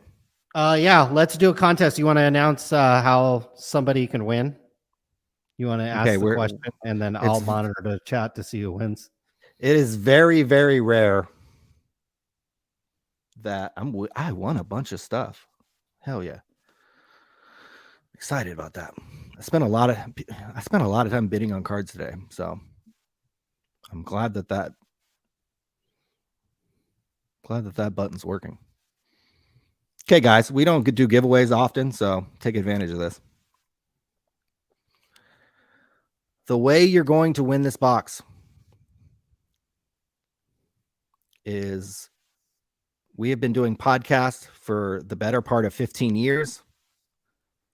And literally 7 years ago to the day, we did one of our most downloaded, one of our most famous podcasts ever, where we led the show with not 1, not 2, not 3, not 4, not 5. And we were talking about the felonies that this person in the hobby had recently received or been charged with. And the first person to type this person's name, you have to type the person's name, not the company he was associated with, in the chat, wins the box. So who were we referencing when we said not 1, not 2, not 3, not 4, not 5? Not 5. Nobody's got it yet. It's not Gary Moser. It's not Bill Mastro. It's not Kenny. He has 5 felonies. This is rewarding the very Not Jason old, Kuntz. The old fans of the show, or people that are deep into the drama. Not Evan Mathis. Ooh, we might have to give some more hints. We might have to give some more hints. Not yet. Because even NASCAR Radio missed it. He didn't even get it. Oh, get it? wow. Okay. That's okay. Keep it. Let's just wait. This is going to reward somebody that's deep into the game. Not Will Jamit. Not Will Jamit, but that's a good guess. This is 2016, guys. 2016. This is before a lot of people were even in the hobby. Oh, we got one. There it is. Reds. What? He even Reds. came close to the spelling. This is in reference to Mr. Michael Alexander Smith, the owner or the former owner of Cardboard Connection, who once said he was going to give Sports Card Radio gas money. I have that. I think I literally have that in here. He was going to give I don't. Fuck. Sports Card Radio gas money to make it to the National. Reds West, do you want me to ship you the box unopened like this, or would you like me to open it on camera? I will let you decide what you want to do. And he hacked Tracy Hackler, guys. He hacked Tracy Hackler. He hacked Tracy Hackler at Beckett.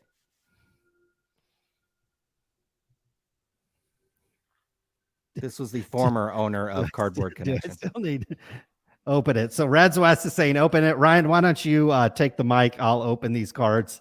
I will do my best to show me opening them on camera. You're going to get don't dip a pack. Yeah, don't dip no pack. Don't dip a pack. Don't be dipping over there. We gonna keep an eye on you. You better zoom out. You better fucking. Could get you another camera imagine angle. we dip it back? There'll a be like refractor, there'll be like you can see fucking through, right? Jeremy Lee will do like a 18-minute video tomorrow. What we don't want to be is on Rattle Pokemon. That's the one we don't want to be. He'll make us cry on camera like he did our boy Blake over this here. one's going off. You took it off. Oh, you better get 3 camera angles like it's required on Fanatics Live. We better get Mama Breaks to open this. We better bring in the professional. We better just send the box to her. We better just send the Stephanie Garcia. I know I'd much rather watch her open the fucking box than you. I guarantee you that. I haven't opened a box of cards in a long time. This might take a while. How many packs are there? 8 packs. Oh, I thought you said 30, and I was like, dude, this is gonna take like 2 hours for you to. This will be like a Jabs family video. 8 packs. Okay, well, we're gonna see what you get. Unfortunately, we don't have Stephanie Garcia over here. Oh, what are we opening again? Sorry, I missed that.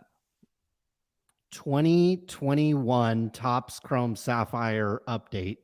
Baseball. Okay, and this is going to Reds West because he correctly. It was a tough one. 7 years ago, guys, literally. CEO Mike Smith scandal. When we're talking about beef. Try not to get my fingerprints all over these things. Yeah, dude. Don't dip any cards off camera, bro. Don't be dipping no cards. We're watching this really close. You need to keep it tight over there. I'm not gonna say the names. I got a huge echo in here. I can't turn on my mic. Well, if you hit something good, I mean, you know. And any Giants player, obviously, that you hit. I mean, come on. You can make me a little bit bigger too if you wanted to. How do you do that? No, I'm bidding on shit over here. They want to see me try to win this. They want to see you win that gold watch. They want to see me win this Ronda Rousey. $2,000. A very popular card when this came out in 2014. And obviously, if you look close, you can see some things in there that you might not otherwise see. Why is somebody calling me right now? Michael. Oh, is Betsy calling me? No, I'm playing. Michael Jordan shirt. Celebrity golf t-shirt. Current bid $870.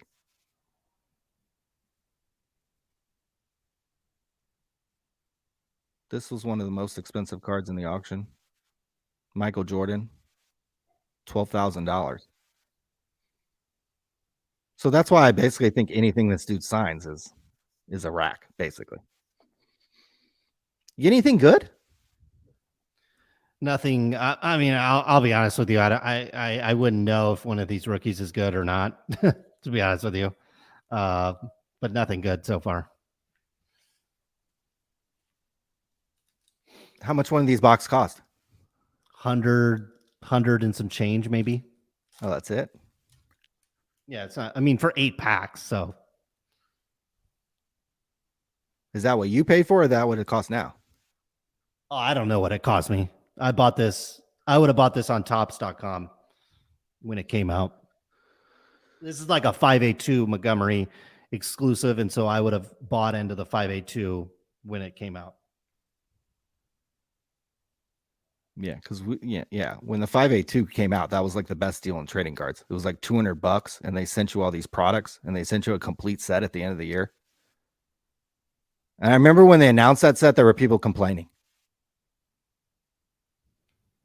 Well, I think we played that right. We were actually in the 582 club, and then we stopped when it got like actually this year was the first year we didn't do it because it all of a sudden, and maybe it is, maybe it's more marginal, but boy, it was like I mean, we probably made a few $1,000. They gave you like a finest box that was like for $50. It sold for like 500. I mean, this was like during the boom or whatever. Right. Guys, we've been on for about an hour and a half. We had the Fanatics Panini lawsuit discussion as we're opening a box for Reds West, as he correctly named the person we were talking about when we said not 1, not 2, not 3, not 4, not 5. And that was the famed owner of cardboardconnection.com. This is a Fast Friends, Bo Bichette of the Bo Los Bichette! Angeles Dodgers, and Marcus Simeon, 27 of 50. So this card's number 27 of 50. Bo Bichette, again, of the great Los Angeles Dodgers. It's a rookie. Is it? Okay. That's a good card. Isn't the rookie card logo on there? It's not on. I think that's because that's like an insert, or that's, Oh, it has I thought I Simeon saw it on on it there. too. Maybe it is.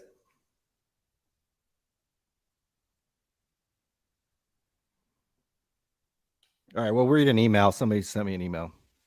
Okay. I'm going to read it live. He's probably watching.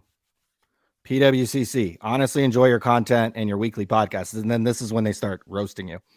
I slightly disagree with your take on PWCC. Yes, I agree that it's obviously that PWCC was involved in shady stuff. Okay. Question for you is, if eBay was aware of all of this, why did they wait until late 2021 to kick them off? That's a question for Email eBay, buddy. Email eBay. Why are you over here emailing me working for Brent right now, bro? Is this email going to get better? In this case, all things can be true. I do believe PWCC was kicked off eBay because of PWCC's high-end auctions not listed on eBay. How do you have any evidence of that? Do you have any proof of that? Any proof of that at all? Because I have proof of Brent shill bidding this Joe DiMaggio card that was fucking cleaned and likely trimmed. Okay, that's what I have evidence of, Jamal. Okay, And why does it matter now? Like, does it matter why they got kicked off eBay? Like, does it matter? well, why are people making excuses for him? Why are people trying to say, why? This was Jesse Craig's talking point. Jesse Craig went on all the fucking stupid podcasts and said, we got kicked off because we were going to start our own marketplace. You guys are just fucking copying what Jesse Craig, an employee for Brent's best buddy, was telling you. eBay has never given a clear reason why PWCC were allowed to continue to business on eBay for so long, given all these allegations. eBay works slowly, guys. Hello. Newsflash, eBay's basically the same fucking website it's been for the last 25 years. So my guess is the FBI went knock, knock, knock. That's probably what happened. Anyways, I met the PWCC guys at the 21 National. Oh, great. Wow. Wow, they're going to be nice to a customer. Did you get their fucking autograph? In Did you get their fucking autograph? They'll be nice to a customer. Left them a bunch of nice cards. Okay, so you're a customer of them. They took back 30 million in cards at the National. I know they're a large marketplace. That's why we talk about them. So when the owner, Jamal, shill bids a fucking card, and I have text messages about it, not only shill bid that card, but fucking cleaned it, turned it from a 4 to a 7. Yeah. Who do you think was giving these trimmers airspace for the past couple of years? Like, who was like encouraging them to trim cards, was telling them about which cards to trim? This is not about eBay. So he says he left them the cards. By the time they got all the cards back, images and listed, they got kicked off eBay, missed the whole crazy PWCC one, just my 2 cents. So that's all? That you emailed me to tell me, no, I think you're wrong. I think they got kicked off eBay because they started their own marketplace, but I don't have any evidence besides what fucking Jesse Craig told Jeremy Lee. Here's a text message talking about shill bidding. Here's PWCC owner now has a criminal defense attorney, cooperating with the FBI. This was in July 2019. I get that you guys hadn't fucking listened to your boy Geoff over here yet and hadn't bought cards. And you hadn't been influenced by Gary V, so you weren't in the hobby.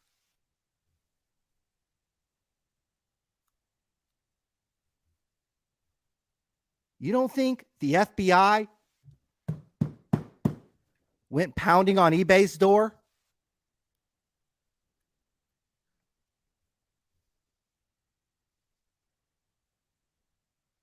August 16th, 2021. Wheels of justice turn slowly. They get a criminal defense attorney in 2019. They get kicked off eBay 2 years later. Why the fuck would eBay kick off one of their largest sellers? Why? Why? I could name countless businesses on eBay that have their own marketplace. Alt lists cards on eBay. They have their own marketplace. I don't think eBay's mad about it. Check Out My Cards has 20 million cards listed for cheaper price on their marketplace than on eBay. eBay's not mad about it. But they got mad at PWCC? Guys are fucking morons. You just buy anything that comes out of Jeremy Lee's mouth. You just buy anything that comes out of Gary V's mouth. You just buy anything that comes out of Geoff's mouth. You just buy anything that comes out of this fucking idiot's mouth.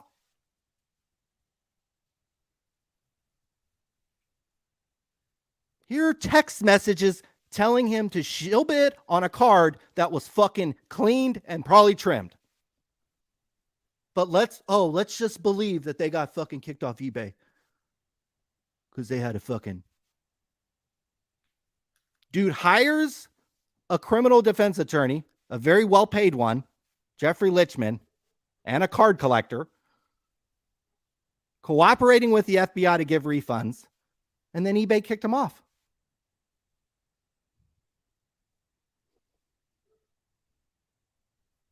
Guess who went to this website in 2019? Guess who spent hours on this website? eBay and the FBI.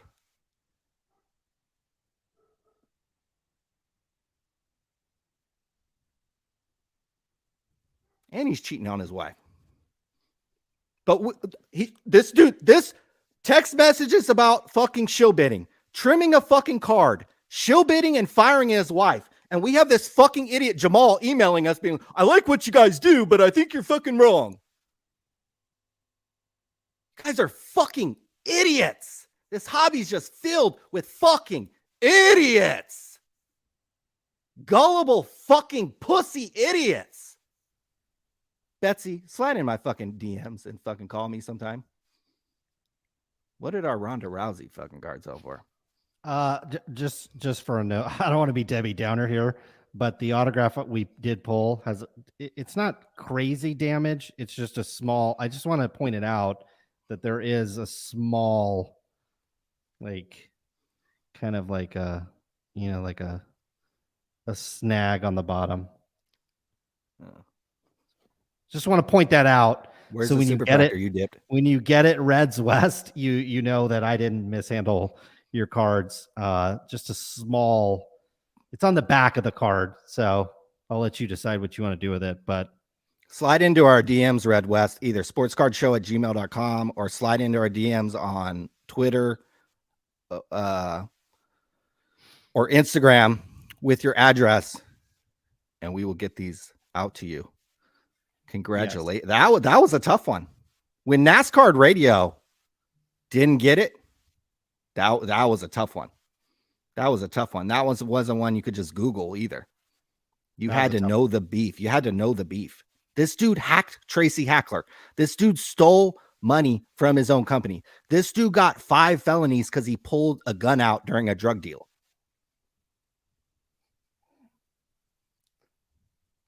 I mean, my God, I wish we were making videos back then. Oh my God, we would. Our boy Rattle Pokemon did 7. It would be not 1, not 2, not 3, not 4. 1 for each. Like, oh, you always talk about Kenny. You always talk about Geoff. You guys are fucking idiots. These guys are like not even fucking close. Mike Smith basically copied our entire website. You can actually thank us for the way checklists are displayed on Cardboard Connection and Beckett. Guess who thought of that idea? Guess whose revolutionary idea that way? Take it off the PDFs, take it off this mystery world. And this is going back 15 years ago. Guess who thought about that idea. The genius is over here at Sports Card Radio, and guess who just literally was copying our website? Mr. fucking heroin addict Mike Smith. Now, in the years since, I've heard that he's kind of straightened up and got clean. He's completely out of the sports card world, as far as I know. He's not associated with Cardboard Connection anymore. He had a pretty nasty divorce where a lot of the revelations that we found out about were spread across the internet. And what Mr. Brent better hope any of his divorce proceedings, boy, that could get ugly. What would you, smash the like button or leave a comment. What would you rather, if these trials were at the same time, Betsy and Brent's divorce proceedings or the Fanatics lawsuit in Tampa? I mean, I would just be flying back and forth, Oregon to fucking Tampa, baby. Get me set up. I'd rather go to Tampa. I mean, no doubt about that. I mean, come on. I live in California. I'd rather go to Tampa 10 times out of 10 than fucking Oregon. Dude got set up for a $350,000 a year job. That's good money in Oregon. He'd be broke out here. He'd be broke. He literally would be broke in California, but that is good money in Oregon. That's great money in Oregon. Okay, let's hit questions and then we'll wrap this baby up. What's happening with my fellow smooth brain brothers? Talked about quite a few of them on today's show. That was from Will S. Nathan Rob 76 bust open that Chrome on this live stream. That was fun. I've got some more stuff in there. We'll do that every once in a while. You dipped a superfractor, right? You got that. You got it off to the side. Yeah, don't worry, guys. You did the old dipperoo. Those tiny superfractors came off screen there. The little glitch that you saw midstream, that wasn't no glitch. That was planned. The Stockton boys having a watch party for Nate versus Jake. Actually, I think, my buddy, you should come up. Our buddy that lives in just north of me, he invited us. There were some fights last week, but I got sick or whatever. And so, we might, I'll watch it. I'm not going to pay for it myself, but I'll go to somebody else's house that's paying for it. That's for sure. Has B-Side signed with Death Row Records yet? I hope so. Fantastic. Get us into the Death Row parties. That would be fantastic. That was from Money Mike. Bob Boozle. Where can I get some Brian Gray hair dye? Is he dyeing his hair? Yeah, he is. Oh, yeah. A little bit. Yeah, I don't blame a guy. I got like light hair, so I'm probably not going to have that problem until way later. But I do sympathize the people with the dark hair. It shows up pretty easily. I have a Hugh Hefner signed 50th anniversary. I got to read this carefully. Hardback Playboy. Woo! He signed it to the Double Mint Twins. Very nice. Ooh, I love it. Fun fact: I know Bridget, one of the girls on the show that he used to have. This is going to sound really weird, but I knew her husband. He was the owner of Ooga Booga in Lodi that I was the assistant manager for. And this dude, if you've seen this dude at Ooga, you would swear he's gay. Like, I mean, you would bet any amount of money this dude was gay. But he was supposedly married to Bridget, the Playboy model who was in the show or whatever. And then, what was her last name? Because it was his last name. I can't even remember it. But yeah, it was like the weirdest thing. And she would come in with her sister, who was younger, who was incredibly attractive as well. And I just remember being like, and she would come, and that was like when that show was super popular. I don't know. It was the weirdest thing. It was. She was married to this guy that I worked for, but she lived with Hugh Hefner in the Playboy Mansion. Sounds about right. I don't know. It sounds like, what's going on? What's going on? Sounds like we live pretty boring lives here, Ryan. Yeah, dude, I need to crank it up. Ransom Rips. Exclusive licenses should be considered a violation of antitrust and forbidden. Force license holders to lease these rights to competitors for competitive rates.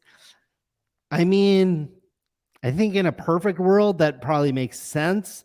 In the capitalistic structured world we have, where you actually want to reward intellectual property, I think that's why there's expiration dates on certain types of intellectual property. I think that helps solve locking it up for a long period of time. But obviously the NFL has the exclusive right to what they have. And I think it's a system that works, honestly. Sharper vintage baseball cards with the $5. Panini has no shot. There's a better chance of Geoff Wilson winning his lawsuit with SCR. Probably. Because Fanatics can probably afford better lawyers than we probably could. Dan the Card Man says it'd be nice if this gets traction. Would love to see licenses across multiple manufacturers all printing the same source. I agree. Like if I could redraw the hobby up, I would love the days when you had multiple manufacturers were when some of the best cards were happening. There was a lot of price competition. Like I'm not arguing that point. I'm just arguing this from the point of a business perspective, from the NFL's perspective, the NBA's perspective. I respect their right as it relates to having exclusive agreements, and that there really has been no pushback from a legal perspective. There's been some small, I don't want to say there's none, but there's not a lot of pushback. These are companies that have been doing exclusive relationships for a long time. And that's just how the business goes. Jackson Dean with the $5. Don't forget Rick Probstein with the 86 Fleer Jordans, trying to swap them over, I think, to BGS from PSA Gem Mint to 10s at the National Convention. I don't think he was successful doing this. I think he just had them. The only thing I didn't like about it was he did Rick Probstein did an Instagram video afterwards, like he was sounding all entitled, how he almost like deserved a fucking BGS to cross one to a black or a pristine. And he was like, "Oh, I'm gonna buy the company and fire their head grader and cross one over." It's like, who the fuck thinks you're fucking entitled to get it fucking crossed over? Like, they fucking looked at him. It's an old ass card. Those cards are easy to get chipped, easy to have any kind of. It's only 31 of them. He acts like it was like 3,100 of them.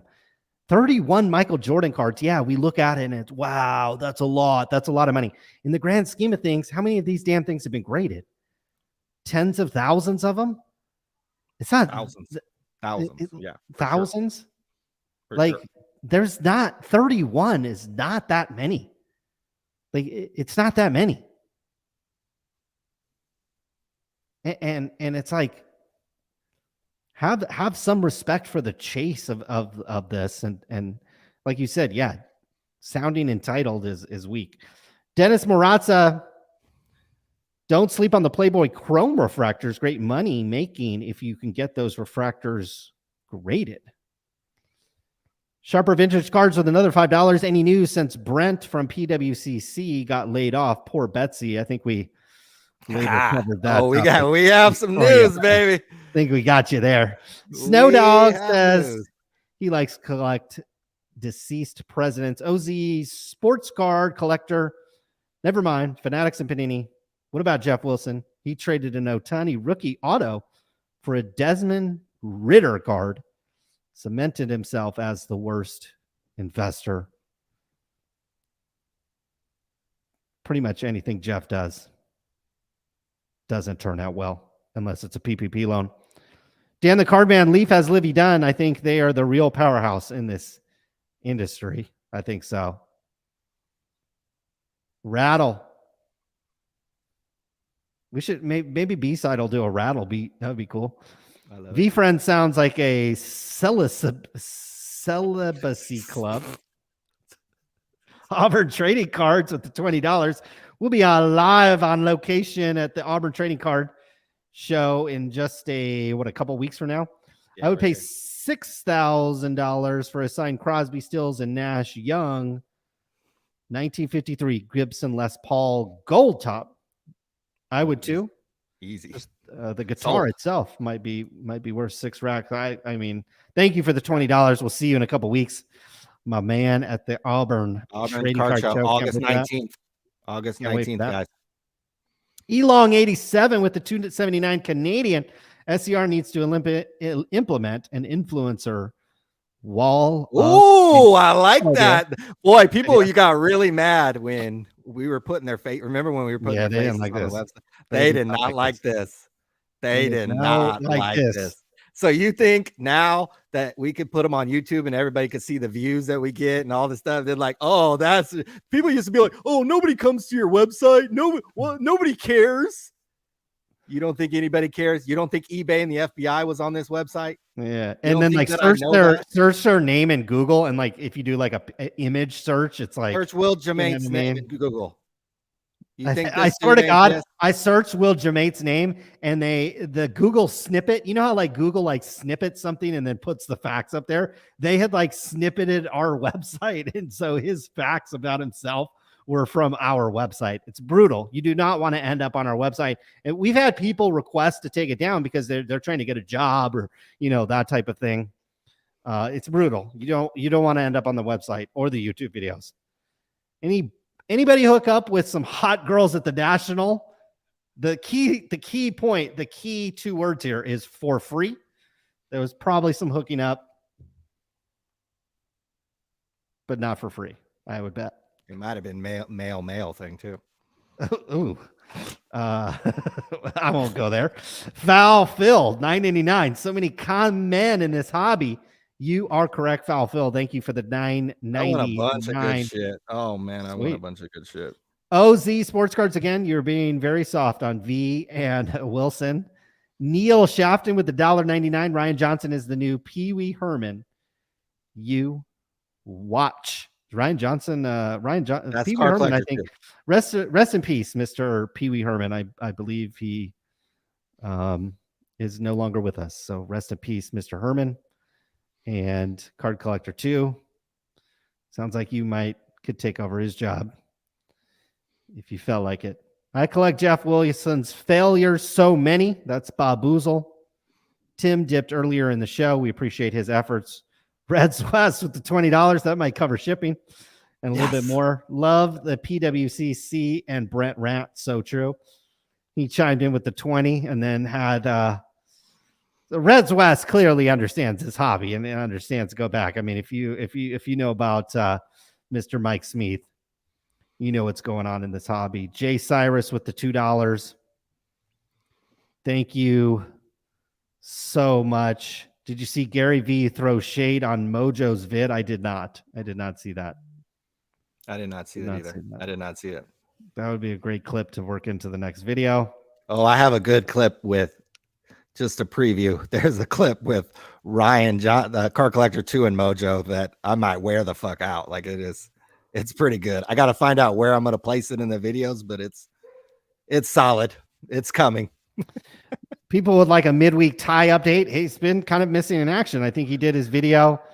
He did one of these videos where he kind of tells you like, I hate these guys. He clearly knew nothing about authenticating autos, doesn't know a lot about the autograph business, doesn't know a lot about buying and selling. And this is the internet these days. Then he produces a video and tries to act like he's an autograph expert all of a sudden. Watch this before buying autographs. Hello. A much more genuine video would be like, this is what I learned about selling autographs. No, he gets on his tractor and literally like acts like he's like he knew all this stuff 2 weeks ago. Bro, you literally learned all this stuff in the last 7 days. Like, say that on your video. It's okay that you just learned this. Say it on your video.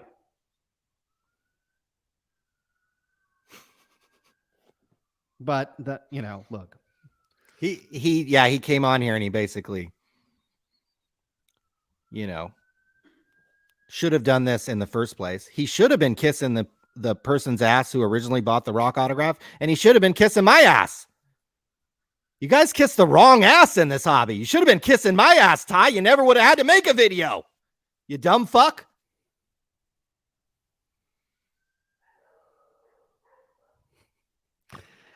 Well, folks, we had a wonderful time tonight. 2 hours, much too long for most of you. Got heavy, particularly out on the East Coast. 10:30. Thank you all for tuning in this week. We will be back again next week. Who knows what is going to happen in this hobby, but one thing is for sure: Sports Card Radio will be here to cover it for you unfiltered, and uncensored the way Ryan likes his women. Come in. Oh, I had a good one the other night. Boy, you guys would have been proud of me. You've been proud of your boy. Handling business. Sports Card Radio OnlyFans is the way we'll monetize our channel in the future. As long as I ain't on it, some of the ones I'm with, they could be on it. That's for sure. I'm right. telling you, you've been proud of your boy last night or whatever it was the night before. Tuesday night. Clearly she was, putting in work over here. Clearly you're the only one on the app looking for a date that night. Thank you very much for tuning in this week. Next week, maybe we'll have Betsy on. But Until then, thank you all for tuning in. Reds, Wes, send us your address. I'll send you these cards. Thanks for tuning in. For now, we are out of here.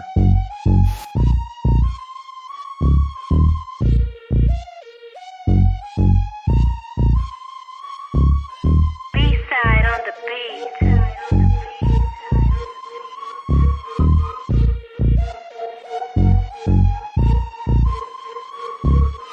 What's going on with that PPP? You done a lot of talking, not a lot to see.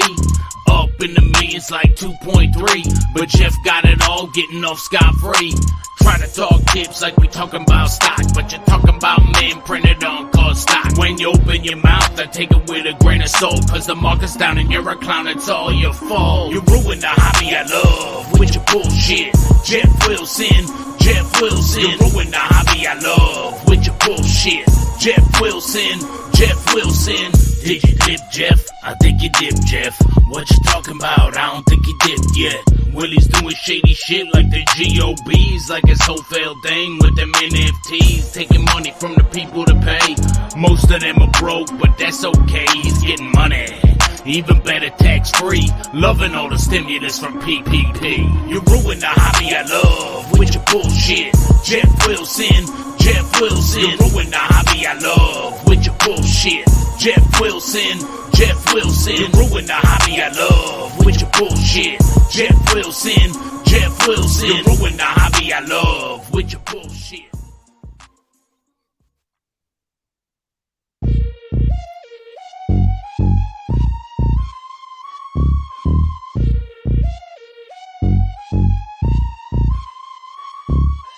B-side on the beat.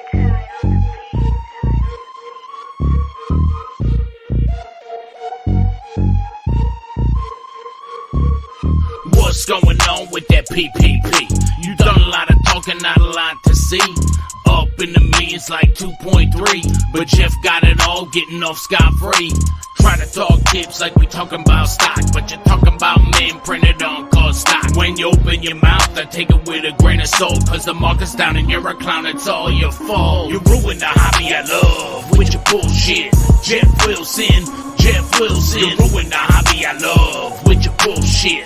Geoff Wilson. Did you dip, Geoff? I think you dipped, Geoff. What you talking about? I don't think you dipped yet. Willie's doing shady shit like the GOBs, like his whole failed thing with them NFTs, taking money from the people to pay. Most of them are broke, but that's okay. He's getting money. Even better, tax-free. Loving all the stimulus from PPP. You ruined the hobby I love with your bullshit. Geoff Wilson. You ruined the hobby I love with your bullshit. Geoff Wilson. You ruined the hobby I love with your bullshit. Geoff Wilson. You ruined the hobby I love with your bullshit.